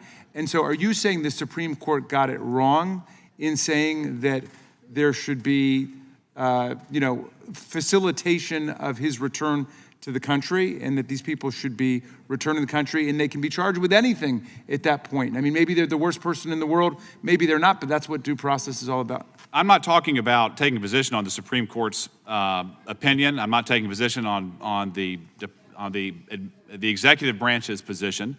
I trust that they have stated repeatedly they are working to effectuate the court's order. But in regards to this particular amendment, I think it's irrelevant to the bill. This bill targets those who are around the world that want to come here to profit through crime. It's obviously a need. We look at the effects all around the country, and elevating the penalties, elevating the focus on illegal re-entry. That's the focus. And again, there is no compulsion to charge mandatory minimums. Those are only reserved. It's just one added layer of ability that law enforcement will have to target this class. Thank you. Gentleman yields back. Gentleman from California is next. Thank you, Mr. Chairman. My friend from North Carolina, I think we're all in agreement here. Nobody wants violent criminals in our communities. With or without documents, citizens or not, we don't want those individuals in our communities. Your focus on reentry, that's an interesting one. You want to reduce undocumented entries into this country. I think you have it a little bit off target, because if you really want to go after undocumented workers, you need to go after the employers, the people that provide them with jobs. Go after the small businesses, the farmers, the dairies, the home builders, the manufacturers. In California, manufacturing is big. 70% of those workers are undocumented. The employer is the key. People come back to this country to work, and that's who you want to keep. So if you want to keep them out, just tell the employers don't hire people. Now, will the gentleman yield? Not yet. I will, but let me finish here. This is a Wall Street Journal article from 2 days ago. I'm going to read it to you. It says, President Trump's mass deportation push has caused widespread fear among immigrants.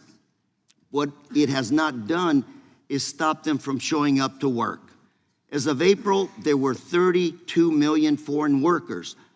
32 million foreign workers in the U.S., up 4.4% from January of last year. So they're still being hired. So here's the situation, sir. Make it illegal, penalize employers, triple down on the penalties, time in jail. You're going to give employers a choice. You follow the law, fire undocumented workers, and you'll go out of business. Or you ignore the law, keep your undocumented workers, and stay in business. That's a choice you're going to have the employers decide on. I'm going to mention a couple of more articles. This one is from the National Milk Producers Federation, 51% of the workers in the dairy business are immigrants. Not enough H-2A visas. Well, those are temporary workers. They need year-round workers. Wisconsin Examiner. Nowhere would mass deportations have a bigger impact than on Wisconsin's dairy farms, where about 70% of the workforce is made up of immigrants from Mexico and Central America. Got one more article for you. Nebraska Public Media. Dairy farms are vulnerable to Trump's mass deportations. The industry hopes to get a pass.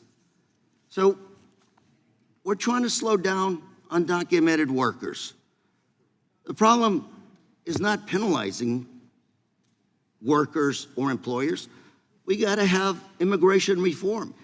Give an opportunity for an employer to hire a worker legally. These workers from the U.S. are children. We are not going to work in farms, dairies, or manufacturing plants. So, this is essentially a charade. You're telling people that are starving, don't come to the U.S. You're telling employers that need the workers, don't hire them. The Wall Street Journal tells you clearly, since January, employment of undocumented in this country is going up. So let's figure out immigration reform. And sir, I would welcome the opportunity to work with you to come up with a solution to this problem. It's not about undocumented. It's not about employers. It's about the American economy and keeping it growing and keeping us as the greatest economy in the world. I got 38 seconds. I'll yield to you. Thank you for the clarification, sir. And just a point of further discussion, I will say I'm not going after the dairy worker. I'm not going after the construction worker. This bill targets the individual who comes back into the country. If I may, a lot of those come back as reentries. With a felony. If the dairy worker does not get convicted of a felony, he is not under this law. If he comes in again to the U.S.? Illegally. Illegally. If you get deported. Yes, these are illegal work. If you get deported, don't come back illegally. Come back legally. They will come back because a job is there for them. And again, more than happy.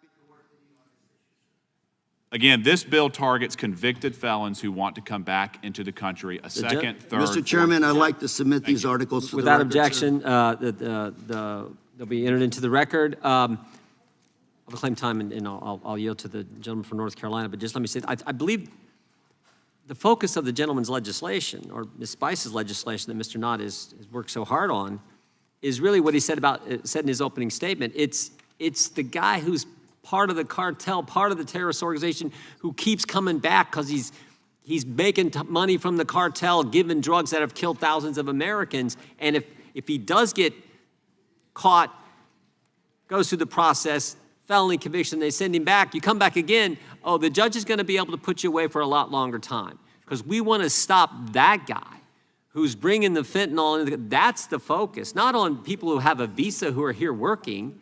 It's on that individual. And I would yield to the gentleman from North Carolina.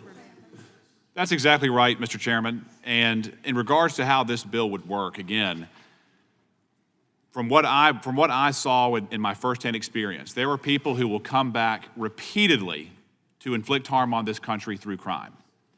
And this bill will make it more efficient to identify, prosecute, and remove those individuals from circulation, from our society. Again, if you are here illegally and you do not get convicted of a crime and you do not re-enter the country illegally, this bill does not touch you. Mr. Chairman, I yield back.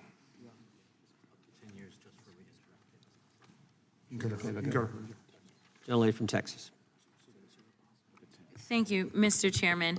I think I just want to kind of distill down what my colleague, Ms. Jayapal, was talking about, and I am definitely going to yield some time to her. I think our concern is that because somebody says something, that doesn't make it evidence. And right now, what we have is people saying, well, we have evidence. As attorneys, we know that that evidence has to be tested in court, and that is what due process really looks like. It's not just saying that somebody is MS-13. It is a matter of a judge determining whether or not that evidence would be admissible and having the ability to look at the credibility of the witness offering that evidence, such as when we're talking about Kilmer. If we look at that, it says I've got a couple of articles. There's an article that says government's case against Abrego Garcia is based on PG County cop who was on the SA's do not call list because he was not a credible witness. The only person that said that he was MS-13 is a cop that ended up being, I don't think he got fired, but he definitely, okay, never mind. He did get fired. So we're gonna say that we're gonna base our entire case, so to speak. This is why we have courts. This is why we are talking about due process, because that's what it looks like. It looks like more than somebody, listen, I can't tell you how many lies are made up by MAGA followers about me. I done been all kinds of things, and none of it is true just because they put it out there on social media. That is the problem that we're having right now in this country, is that it seems like nobody cares about the truth anymore. And what we're trying to do is say we have a fact finding, and let me be clear. I am not saying that the criminal justice system or any other justice system has ever always been perfect. I am not trying to say that. But we do have a system, and that system is supposed to be based upon the Constitution. And right now, like literally due process comes from the Constitution. This should be the highest protections that one can have in the land. And right now, it seems like y'all don't care about the Constitution unless it's the Second Amendment. And that's misinterpreted as well, okay? There's other amendments to the Constitution. And we don't get to just change it because our fearless leader says that he doesn't like certain parts of the Constitution. We have a process, again, to get amendments. Right? There are people that don't like the fact that there was an amendment so that women could vote. And guess what? We ended up with something like the SAVE Act because we don't want women to vote. Like, literally, but I'm getting off track, so I'm going to go back because I know that Ms. Jayapal wanted some time. So I will yield my time to the gentle lady from Washington. Thank you so much, Representative Crockett. Look, I want to go back to the amendment, which says nothing in this bill can be enacted until we follow the courts and return these wrongfully deported people to the United States. And I would thank the sponsor of the bill for at least ensuring that there's a conviction in this bill. A lot of the bills around immigration that have been brought up to the floor of the House do not require a conviction. And so I appreciate that you put a conviction in. Not too late to co-sponsor. I believe that that is an important threshold that should be, and I hope that maybe you voted against all those bills. I'm going to go back and check. I don't think so, but maybe you voted against all those bills that didn't have a conviction, because we voted on a lot of them, and they don't have convictions. So I appreciate that you put in a conviction here. Here's the problem. I think you believe in due process. You said you have experience arguing in courts. I assume that you respect court decisions, but I have not heard a single person on your side speak out and say that the administration must return Kilmer Abrego Garcia to this country when the President of the United States said he had the power to do that. And when you say to me, oh, there's all this information on Mr. Garcia, Abrego Garcia, and he's this and he's that, I guess I'm surprised at that, because if you really believe in due process in the court system, and I believe you do, I'm going to give you that benefit of the doubt, then why not present that information in court? The Trump administration has refused to present information in court. They have, and the judges, when they've looked at the things that are there, they're saying, nope, not good enough, doesn't meet the standard. So why don't you all issue a statement from the Judiciary Committee Republicans, happy to co-sponsor it with you if you'd like, that says that you believe that the Trump administration should follow the ruling of the Supreme Court of the United States and any judge that rules, including those judges who were appointed by Donald Trump, to return these wrongfully deported individuals to the United States, because it is undermining everything that you've done in your career, everything that we stand for on this committee, to not speak out about it and to act like somehow this is okay. I think whatever you believe about Mr. Abrego Garcia, you should be able to say that he should have due process and that the Trump administration should follow the Supreme Court. So if you, and I think that this is relevant to this bill, and so I hope that we can do that together. I doubt it, but I hope we can do it together. And Mr. Chairman, I have.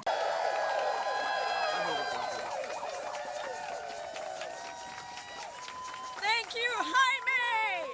Thank you, Jaime. Thank you, SEIU. Thank you, labor movement, for always standing up for workers, for immigrants, for our democracy. I have one word for you, and yes, I'm here as the ranking member of the Immigration Subcommittee, but I am also here as a naturalized citizen and a proud immigrant doing immigrant rights in the streets for 20 years before. I have one word for you today. Enough. Enough of these mass ICE raids that are sweeping up innocent people of every legal status, tearing apart families and our communities. Do you say enough? Enough! And the arrests of community members and leaders like the incredible SEIU president, David Huerta. David is a champion of civil rights. He is somebody who is simply standing up peacefully for justice, someone who is one of the best of our country's labor movement. Free him immediately. Enough of the undermining of due process, the blocking of access to legal counsel for the hundreds of people, immigrants who were picked up in LA on Friday. Don't forget that due process is something that everybody in this country gets despite your legal status. That's right. There are plenty of places in the Constitution where it says citizen. The due process clause is not one of them. It says person. Every person has access to due process. And the illegal blocking of members of Congress who have gone to conduct their authority to actually have oversight over these ICE detention centers. They are prisons. We have the authority and the responsibility to conduct oversight. And this weekend, members of Congress that represent the LA area were at the detention center in LA and then at Adelanto, and they were denied access to those facilities. And Donald Trump calling out the National Guard unconstitutionally, illegally, without the governor's authorized approval. As Jaime said, that's something that has not happened since 1965. And it's hard to imagine that this time the National Guard were sent out to attack protesters that were exercising their constitutional obligation. Now, I want to say something to you. It is actually in the interest of all American people to stand up for these rights. They know that dividing us is what will make them strong. And they know that when we are united, nobody can divide us.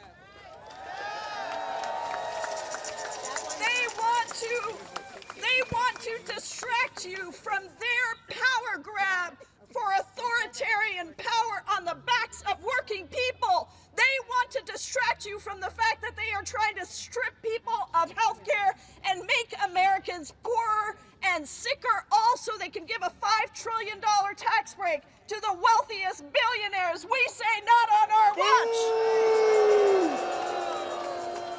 And all of the violence and the escalation is core to the Trump administration's authoritarian playbook. As we see people exercising their constitutional rights to peacefully use their voices to speak out against this injustice, they are being met with tear gas and rubber bullets from this unconstitutional, unlawful administration.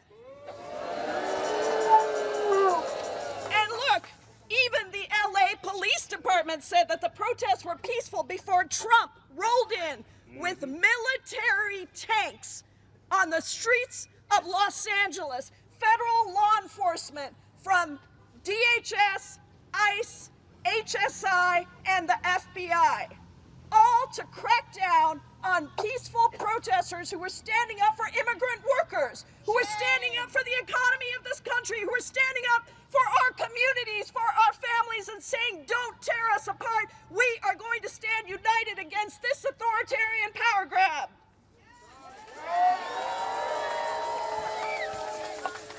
I have been working on immigration reform with my friend Jaime, with SEIU, with all these incredible labor unions for decades. We all know that the immigration system is broken and that the American people want a fair, humane system that actually allows people to be able to work, allows people to be with their families, allows people to have the rights that they deserve for keeping our country going, for doing the work that they are doing every single day. And instead, we are villainizing and demonizing them under this president, and that has to stop.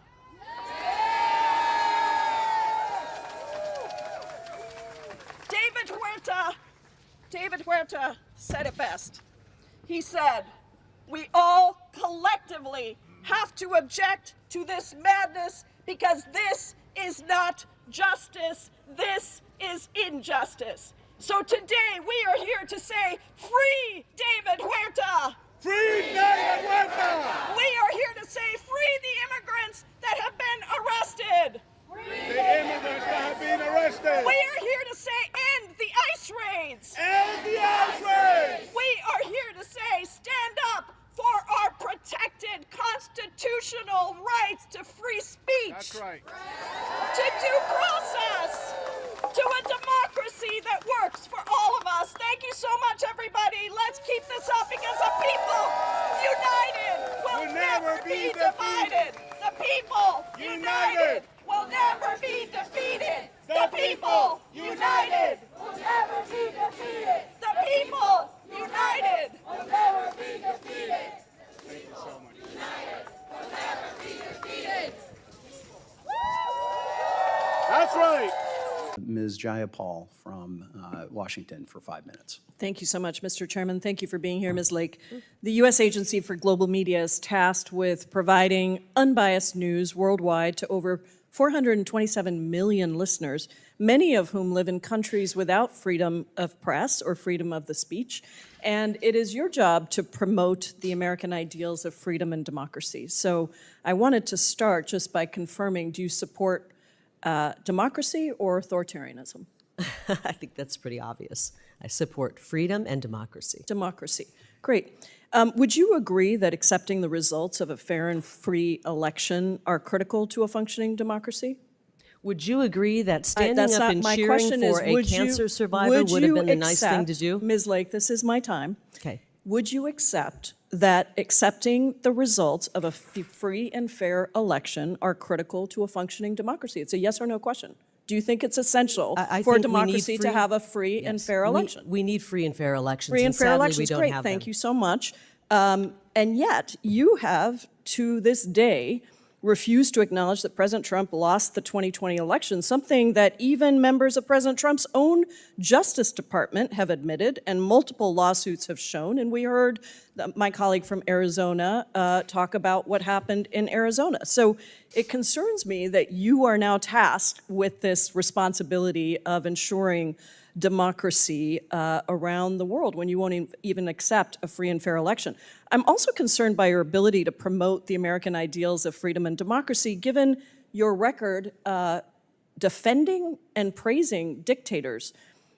Let's look at Hungary. You previously stated that Hungary is, quote, doing it right, and that Hungarian Prime Minister Viktor Orban was, quote, the greatest in America, greatest in caps, and, quote, and equal to President Trump. Do you stand by those statements? I think that Viktor Orban has done a very good job at protecting his people and protecting the Hungarian culture.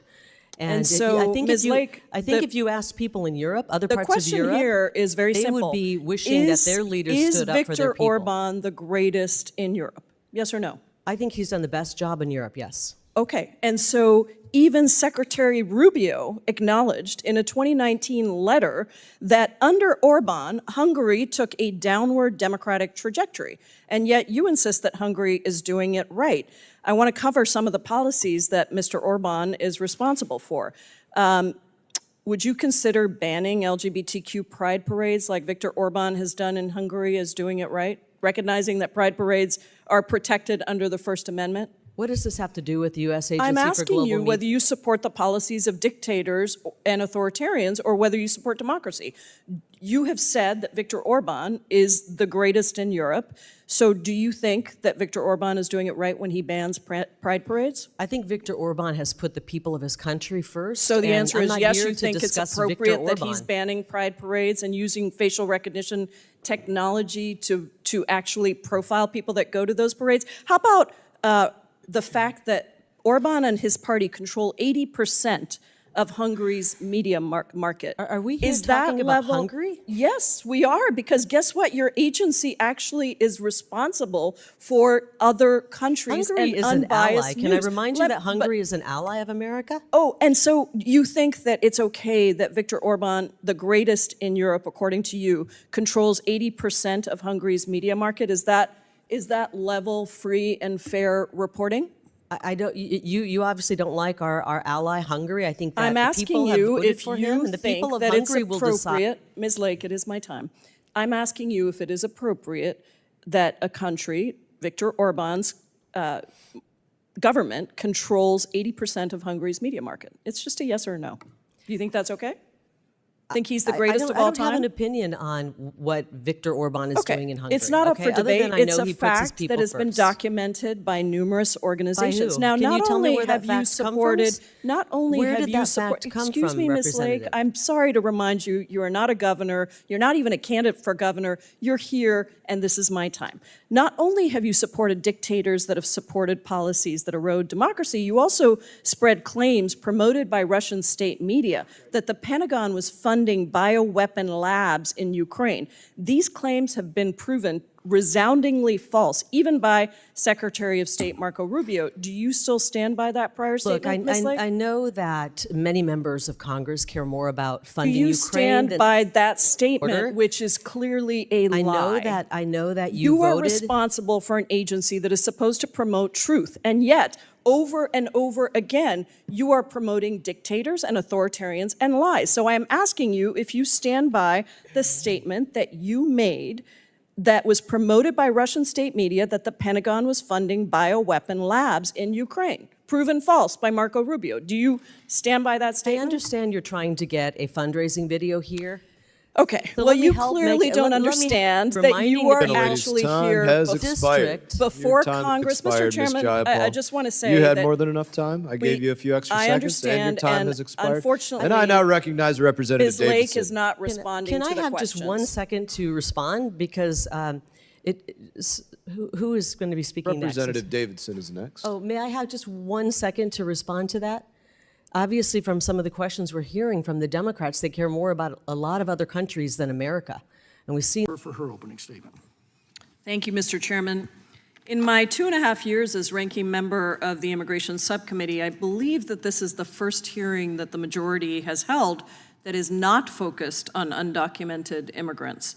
I'm glad the majority realizes that there is an entire legal immigration system to discuss, a system that has not been updated in 35 years.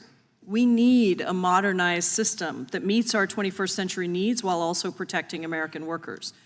Many of our colleagues on the other side of the aisle love to say that they support legal immigration and people coming in quote, the right way. Well, this is their chance. Unfortunately, just over 150 days into the second Trump administration, the Trump administration has been making it exceedingly clear that it opposes all immigration, including legal immigration.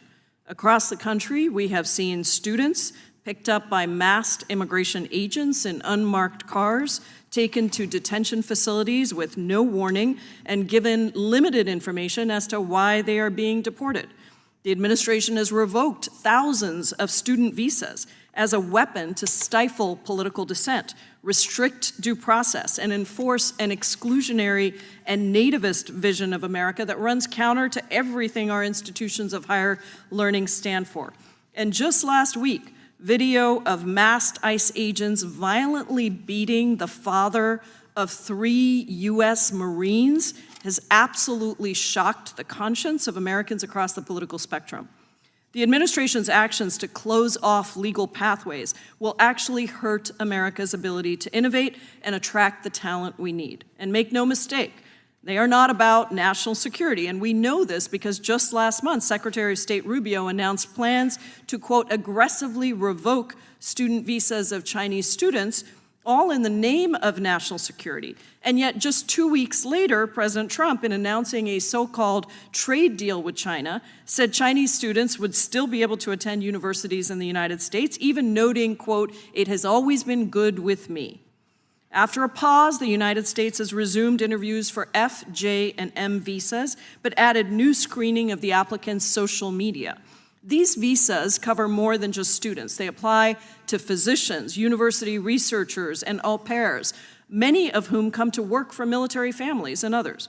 And then earlier this month, President Trump issued a proclamation restricting or limiting the entry of nationals from 19 countries. In total, the 19 countries subject to these discriminatory bans have a combined population of over 475 million people.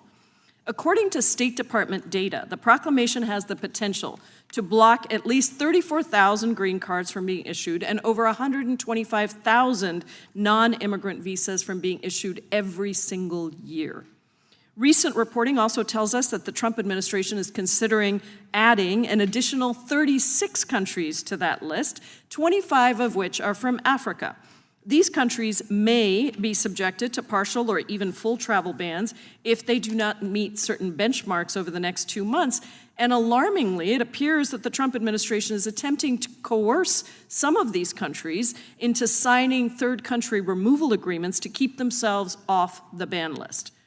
The Trump administration has also stripped hundreds of thousands of individuals of their lawful parole or temporary protected status. Many of these people came lawfully from Nicaragua, Haiti, Cuba, and Venezuela, or fled these cruel regimes. Now, the Trump administration is actually making them undocumented and trying to send them back to their home countries where they may be abused or tortured. Now, it's not just African, Asian, or Latin American countries. Every day, it seems we hear a new horror story of Customs and Border Protection stopping and detaining someone at an air or land port who is from Canada or Europe. And often, they then wrongly send those people to ICE detention for weeks. This includes a German national on a fiancé visa who spent over 2 weeks in an ICE detention center because he and his U.S. citizen spouse simply took a day trip to Mexico. Or at the Canadian border, a backpacker from Wales spent nearly 3 weeks at a detention center over confusion related to her visa before being allowed to fly home at her own expense. A Canadian woman on a work visa detained at the Tijuana border who spent 12 days in detention before finally being able to return home. And here's the kicker. A prime motivation of these detentions appears to be to overfill detention beds at private detention facilities that are run by for-profit corporations that bankroll Republican campaigns. These for-profit facilities are rife with abuse because they're actually incentivized to cut corners so that they can reap enormous profits, all paid for by the American taxpayer. The path forward for America is a legal immigration system that is modernized, fair, and adequate to meet the needs of our families and our economy. Attacking legal immigration, student visas, workers with valid visas, even sweeping up U.S. citizens, that's not just morally wrong, it makes absolutely no sense. Making America less welcoming as a nation is already having a real impact. The United States will lose out $12.5 billion in tourism alone this year. Students and top scientists and researchers don't want to come to a country that suppresses their free speech rights or discriminates against them for what their home repressive governments do. That should not be what America is. I look forward to hearing from all our witnesses today, and I yield back. Gentlelady yields back. I now recognize the ranking member of the full committee, Mr. Raskin, for an opening statement. Mr. Chairman, thank you very kindly, and thank you to all the witnesses for being with us today. There is more to immigration than border enforcement. For 5 minutes. Thank you, Mr. Chairman. Maintaining a healthy, robust, secure visa system so people from all over the world can come to America should not be a partisan issue. Immigration has always been and continues to be one of the essential factors to America's success as a nation. Immigrants set up our founding governance system, serve in our armed forces, power our economy in just about every sector, and have brought innovation and entrepreneurial spirit, with nearly half of Fortune 500 companies founded by immigrants or their children. We have, as our witness said, strong systems to ensure integrity with the terms of visa holders. There are already consequences for those who violate the terms of their visas. For example, committing marriage fraud to obtain an immigration benefit is already a federal crime. Our visa system has been the pathway for ambition and opportunity for so much of the rest of the world, and it's so disheartening to see the Trump administration do everything it can to destroy the legal immigration system. Look, I know this system very well. I might have come to one of the embassies that you were at. I came to the United States on a student visa. I made my way through an alphabet soup of visas. It took me 17 years to become a U.S. citizen, and I eventually ended up here as the first naturalized citizen to serve as ranking member of this subcommittee in Congress on immigration. That's a testament to the amazing things that can only happen in the United States of America. Mr. Narasta, let me ask you, your testimony does a great job of showing the intense level of vetting students and other visa applicants receive when applying to come to this country. Tell the American citizen that's out there watching what the benefit is to them of having foreign students come to the United States, and why it actually helps the United States if they decide to seek employment here after finishing their course of study. So the benefits are extraordinary. Oftentimes, foreign students are the first step in a long process, just like your process, of eventually getting oftentimes OPT, oftentimes an H-1B visa, and then a employment-based green card, and then citizenship. That is the way that the immigration system has been set up in the United States. So if we want to have the benefits of high-skilled immigrants and entrepreneurs, people like Elon Musk, who started here in the United States on these same ways, and millions of other people, then we need to maintain a large, open student visa system because it's the first link in that chain. Thank you. The Trump administration has targeted student visa holders in all these different ways, and there's been incredible chaos in the student visa system. There's been canceling of visas without warning, sending masked ICE officers to kidnap and disappear students, pausing visa interviews for student and exchange visas right when those applicants would normally be starting to apply for their visas. One student lost his status because of an issue with a fishing license. Another lost hers because she was a victim of domestic violence and the police picked up both her and her abuser. About 15% of the foreign physicians who were supposed to come here to work at training hospitals when we have a real dearth of medical professionals were unable to get their visas in time. How does all of that chaos hurt our country and our ability to retain and attract top talent that we need here in America? The Trump administration's sowing of chaos in the legal immigration system undermines much of what makes this country successful, great, and free. Economic uncertainty is a killer. This is one of the things that I learned in my education, that I saw around the world, that you see in our practice.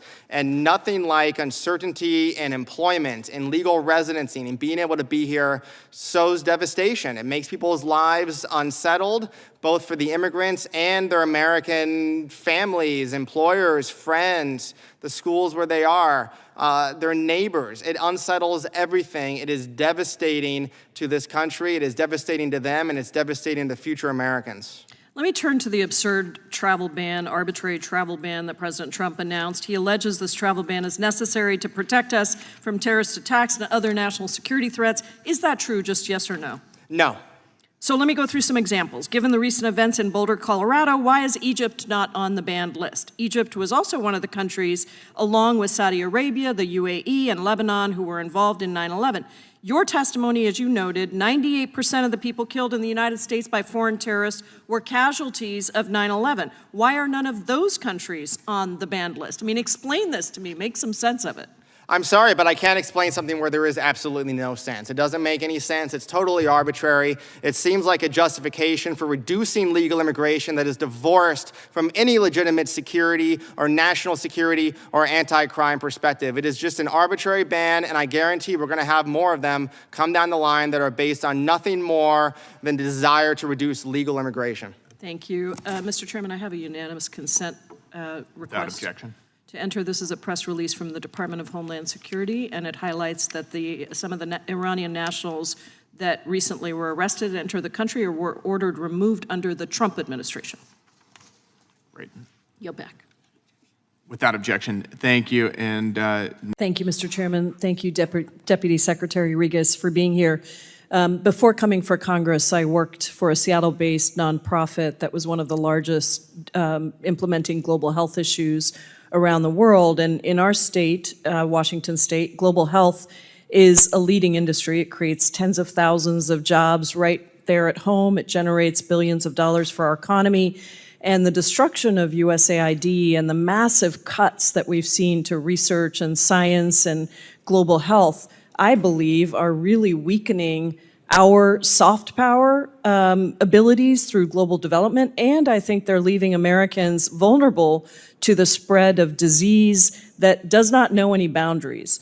Thousands of people in my district have worked for state or for programs that receive that funding, and they've devoted their lives to putting America first, but you fired them.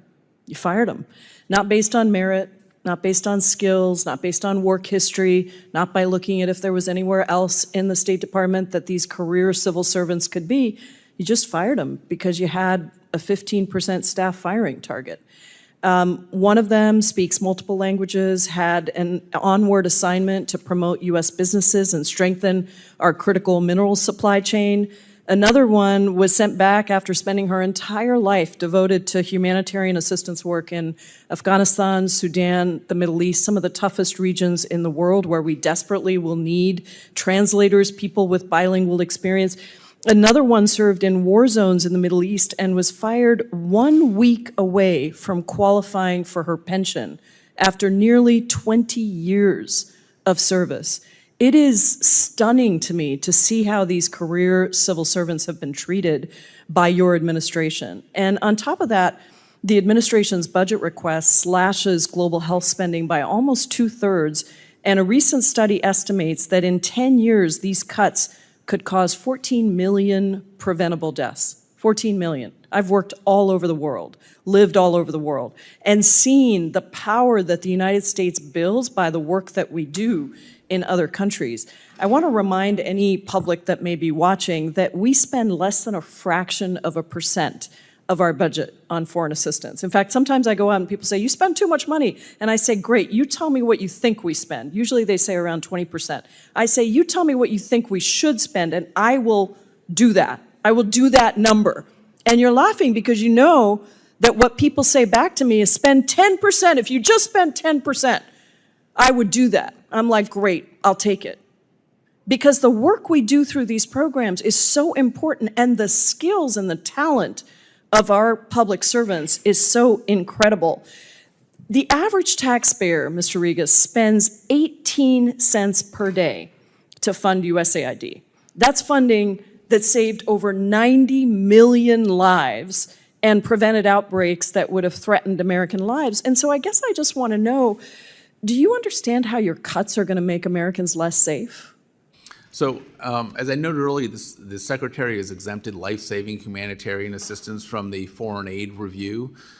So that kind of aid will continue. But as I also mentioned, we need to have a graduation strategy for countries for whom we're providing this kind of assistance, whether it's 1 year, 3 years, 5 years. Like when is When are they going to have the capacity to be able to administer these programs themselves? We've seen that with our FY26 budget request for PEPFAR, which is 85. Let me stop you there just for a second to say that life-saving aid alone, first of all, it's not flowing the way that we thought it was going to flow when the Secretary said that. Secondly, you know it's not enough. If you listen to the experts, life-saving is very different than disease prevention. I've worked on disease prevention for a long time. When a disease breaks out, what you need to know is that there is a response immediately. And the work of USAID took disease prevention response times on outbreaks from 2 weeks to 2 days. That 2 weeks is a critical moment for us to be able to stop those diseases from spreading. And we're in a situation now where we can't even analyze samples that come to us from other countries because they're being put through all kinds of other cuts at the CDC, at other agencies. And so it's simply just not the case that life-saving is enough. I have 19 seconds, so I want to turn to the Gaza Humanitarian Foundation. How many sites does GHF operate? Do you know? I do not know. That's under your jurisdiction, your resources. It's 4. How many square miles is Gaza? Do you know? I do not. Guess what? It's over 140 square miles, 6 times the size of Manhattan. Do you know how often those sites are open? I do not. They are barely open, Mr. Regas. This is not the way to get aid to people in Gaza.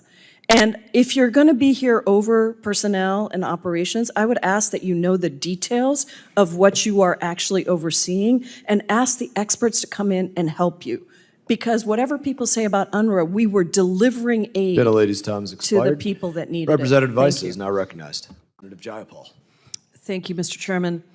Thank you for being here, Madam Undersecretary. In your confirmation hearing, you stated that China was trying to, quote, reshape the global order.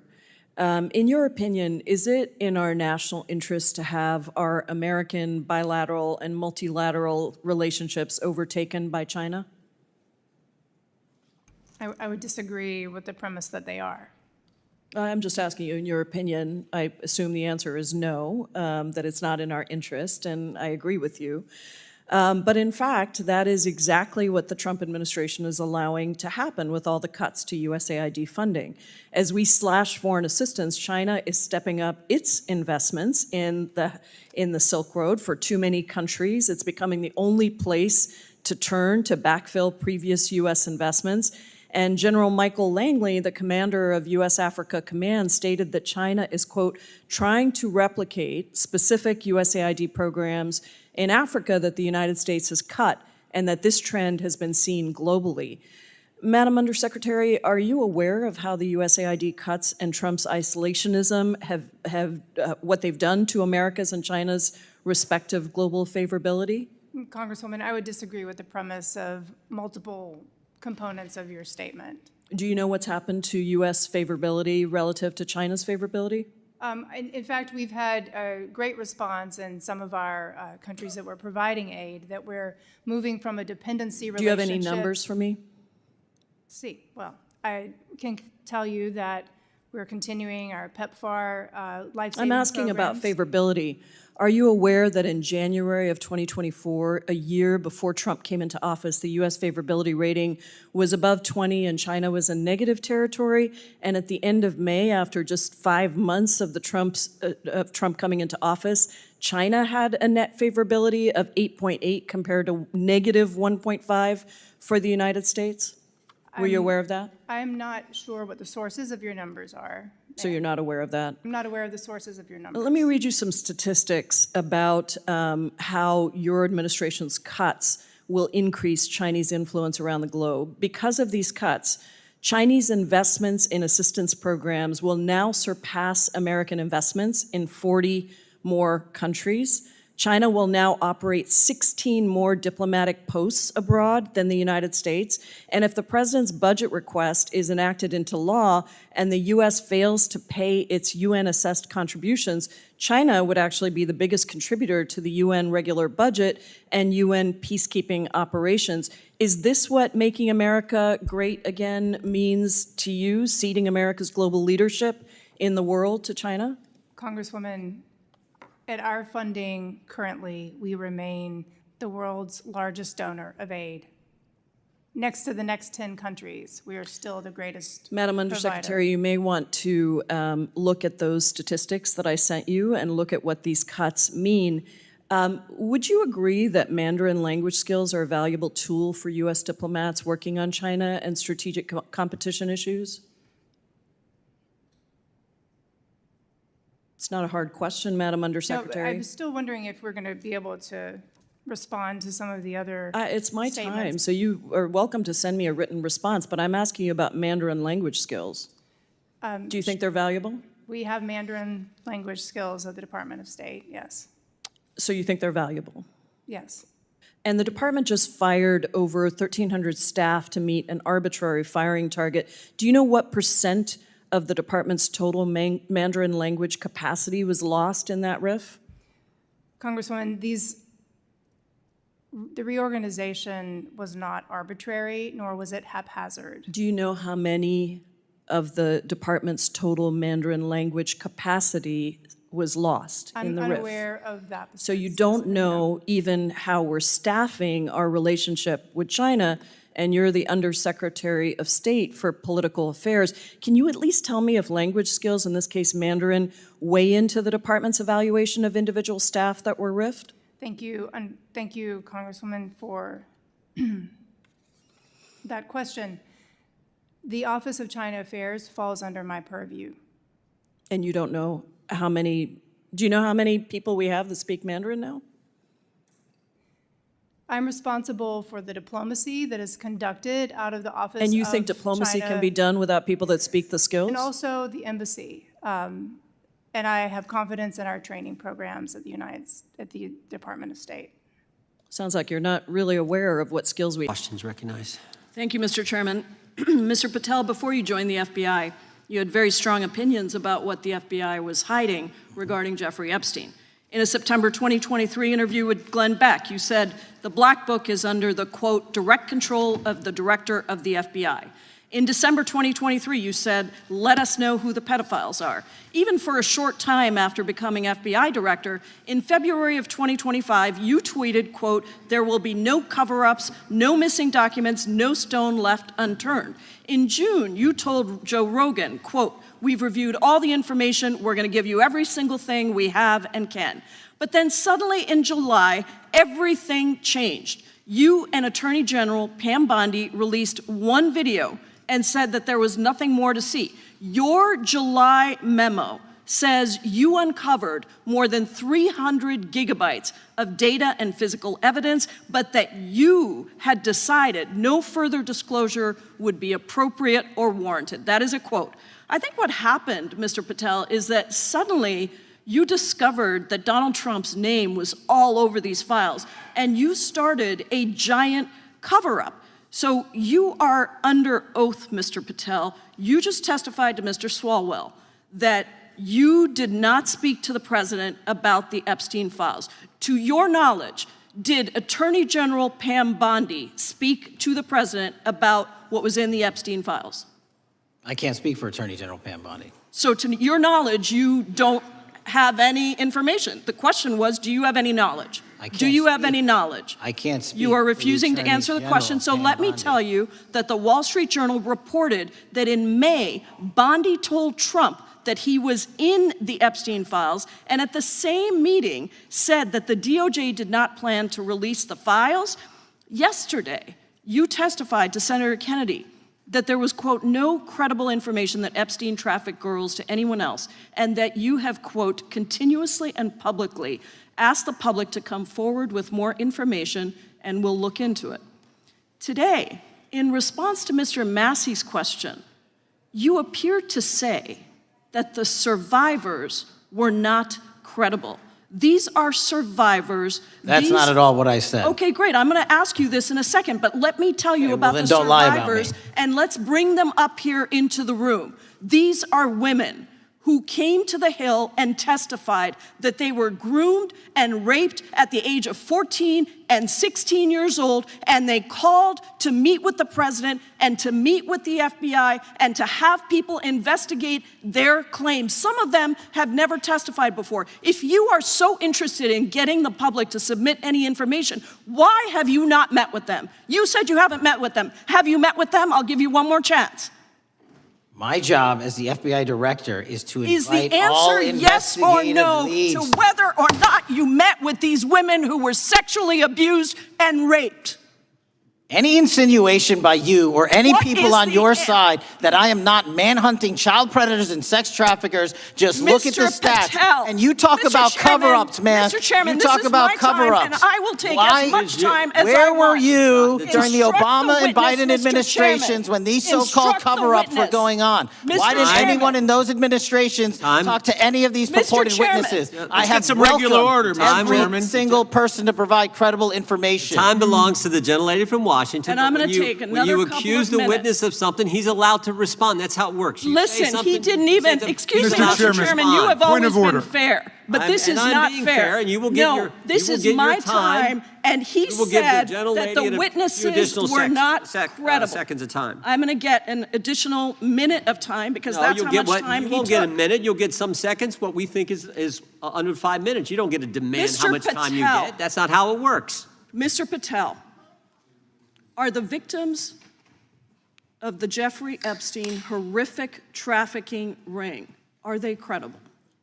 Any person with information about ongoing I sexual didn't. trafficking. I'm asking you if they're credible. Ma'am, I'm Are they commenting on the credible? evidence we have. But And we have routinely asked for people to come forward with more evidence, and we will look at it. And the evidence that we have was the same evidence that the Biden and Patel, Obama Justice Departments Mr. had. Patel, And they this is determined, new. not me, they determined that that Chairman, information was not Mr. credible. Chairman, he's not letting me even ask my questions. You This is ask the ridiculous. questions, he gives an answer. You may not like what he says, No, but that I'm doesn't mean you get to asking- he's not interrupt answering him. my question. Mr. You Chairman, have could we an- restore the gentlelady 45 seconds so she We can will give complete her her question? additional 30 seconds, which is what I said I'm earlier. going to keep taking my time because you'll take here's the the time thing. that you get. You get are 30 not seconds. answering the question. The question I is, have, you just don't like the answer. Are these women credible? It's a yes or no answer. I have answered the question. Well, and I what is keep the telling answer? you, I'm the only FBI director that has welcomed new information in this Okay. case. This You're not- administration is the only one that has welcomed any new information in this Is there case. a yes or no to whether Present the new credible victims are information. credible? Present new Are information. the victims credible The victims- or not? I'll tell you what happened in the last Trump Are administration. they credible or not? You can't even Victims say. credibly came forward, and you know what happened? President Trump authorized the indictments of President Jeffrey Trump Epstein. called Not them a Biden, hoax. not Obama. President Trump no one called else. the entire thing a Democratic hoax. So I would like to ask The you gentlelady's if time has you expired. will I gave her meet- the additional if 45 you- seconds she if you requested. will The meet- gentlelady yields back. The gentleman from Mr. New Chairman, Jersey is I would like recognized to for his ask if 5 you would minutes. meet with the women who were sexually time does not belong- abused and raped and time groomed does at not the belong ages to the of gentlelady from 14 Washington. and The time now 16 belongs- years old. Are the you time- going to cover up? No, I'm Are not you gonna- going to I'm continue gonna to recognize cover the up gentleman for from the New Jersey rich for and his 5 minutes. powerful men, including those that might be on this committee? I can yell Or too, are Mr. you Chairman. going I don't want to yell allow above them this. to The time belongs testify? to the gentleman from New Jersey. I Are you appreciate the going to allow gentlelady them to yielding testify, back. Mr. Patel? Go ahead. Will Mr. you Angelo. allow them to testify to you, Mr. Patel? Mr. Patel, thank you for being here. I know it's been an interesting and difficult 2 days. And I wasn't going to talk about the Epstein thing because there's a lot of other issues that affect the FBI, but I have to say a few words. I've sat. Representative Vargas, we are at time, and thank you for your generosity in staying a little bit. I want to just really express my tremendous gratitude to all of you for coming here. I think that when you look at what is happening today, you can look at it on any level. You can look at it on the moral level, what is being done to our families, what you both described, what we heard up here from numerous members of Congress who are seeing it in our districts. I have my own stories of my constituents. And you think about, I think it was you, Ms. Letnich, who said, don't you have children yourselves? How can this be happening, right? And I say this all the time. if you are a mom or a dad, imagine going through what you both have described, what you're going through right now, Ms. White. And you can look at it just from a moral perspective and say it is all horrific. It is horrific. You can look at it from an economic perspective and in the same way see the destruction of our country that is going to come about if we continue with these outrageous, harsh enforcement policies and no reforms to the immigration system. I've been working on this issue for 20 years. 20 years. And the fact is, it is apparently in somebody's political interest to keep it broken so that they can keep blaming immigrants. So you can look at it from an economic perspective. You can look at it from a legal perspective. And I think about what you said, Ms. Gupta, about due process. The reason that they are not meeting the due process standards is because they can't. They can't. In all of these cases, when you look at what's happening and the erosion of due process rights and the ways in which they're going around, even shipping people to other countries, which we had a hearing on, a shadow hearing on, but shipping people to other countries in defiance of court orders, and then when they bring them back, suddenly the charges are totally different because they can't prove what it was that they originally said that they were getting rid of people for. So just in the legal sense, what's happening to our constitutional rights. And I just want to be really clear. If you can do this to an undocumented immigrant, to an immigrant with a visa status, you can do it to a U.S. citizen. And I think this is why I've been so intent on doing these hearings, because I do think that Americans across the country, on both sides of the aisle, to your point, actually know that this is wrong, but the people that are here in this body, that doesn't reflect what the American people think. And then you can look at it from a national security perspective, from a safety perspective. And I really want to thank you for bringing the voice of our troops, our National Guard, our veterans into the room, because we want to continue to respect the people that keep us safe.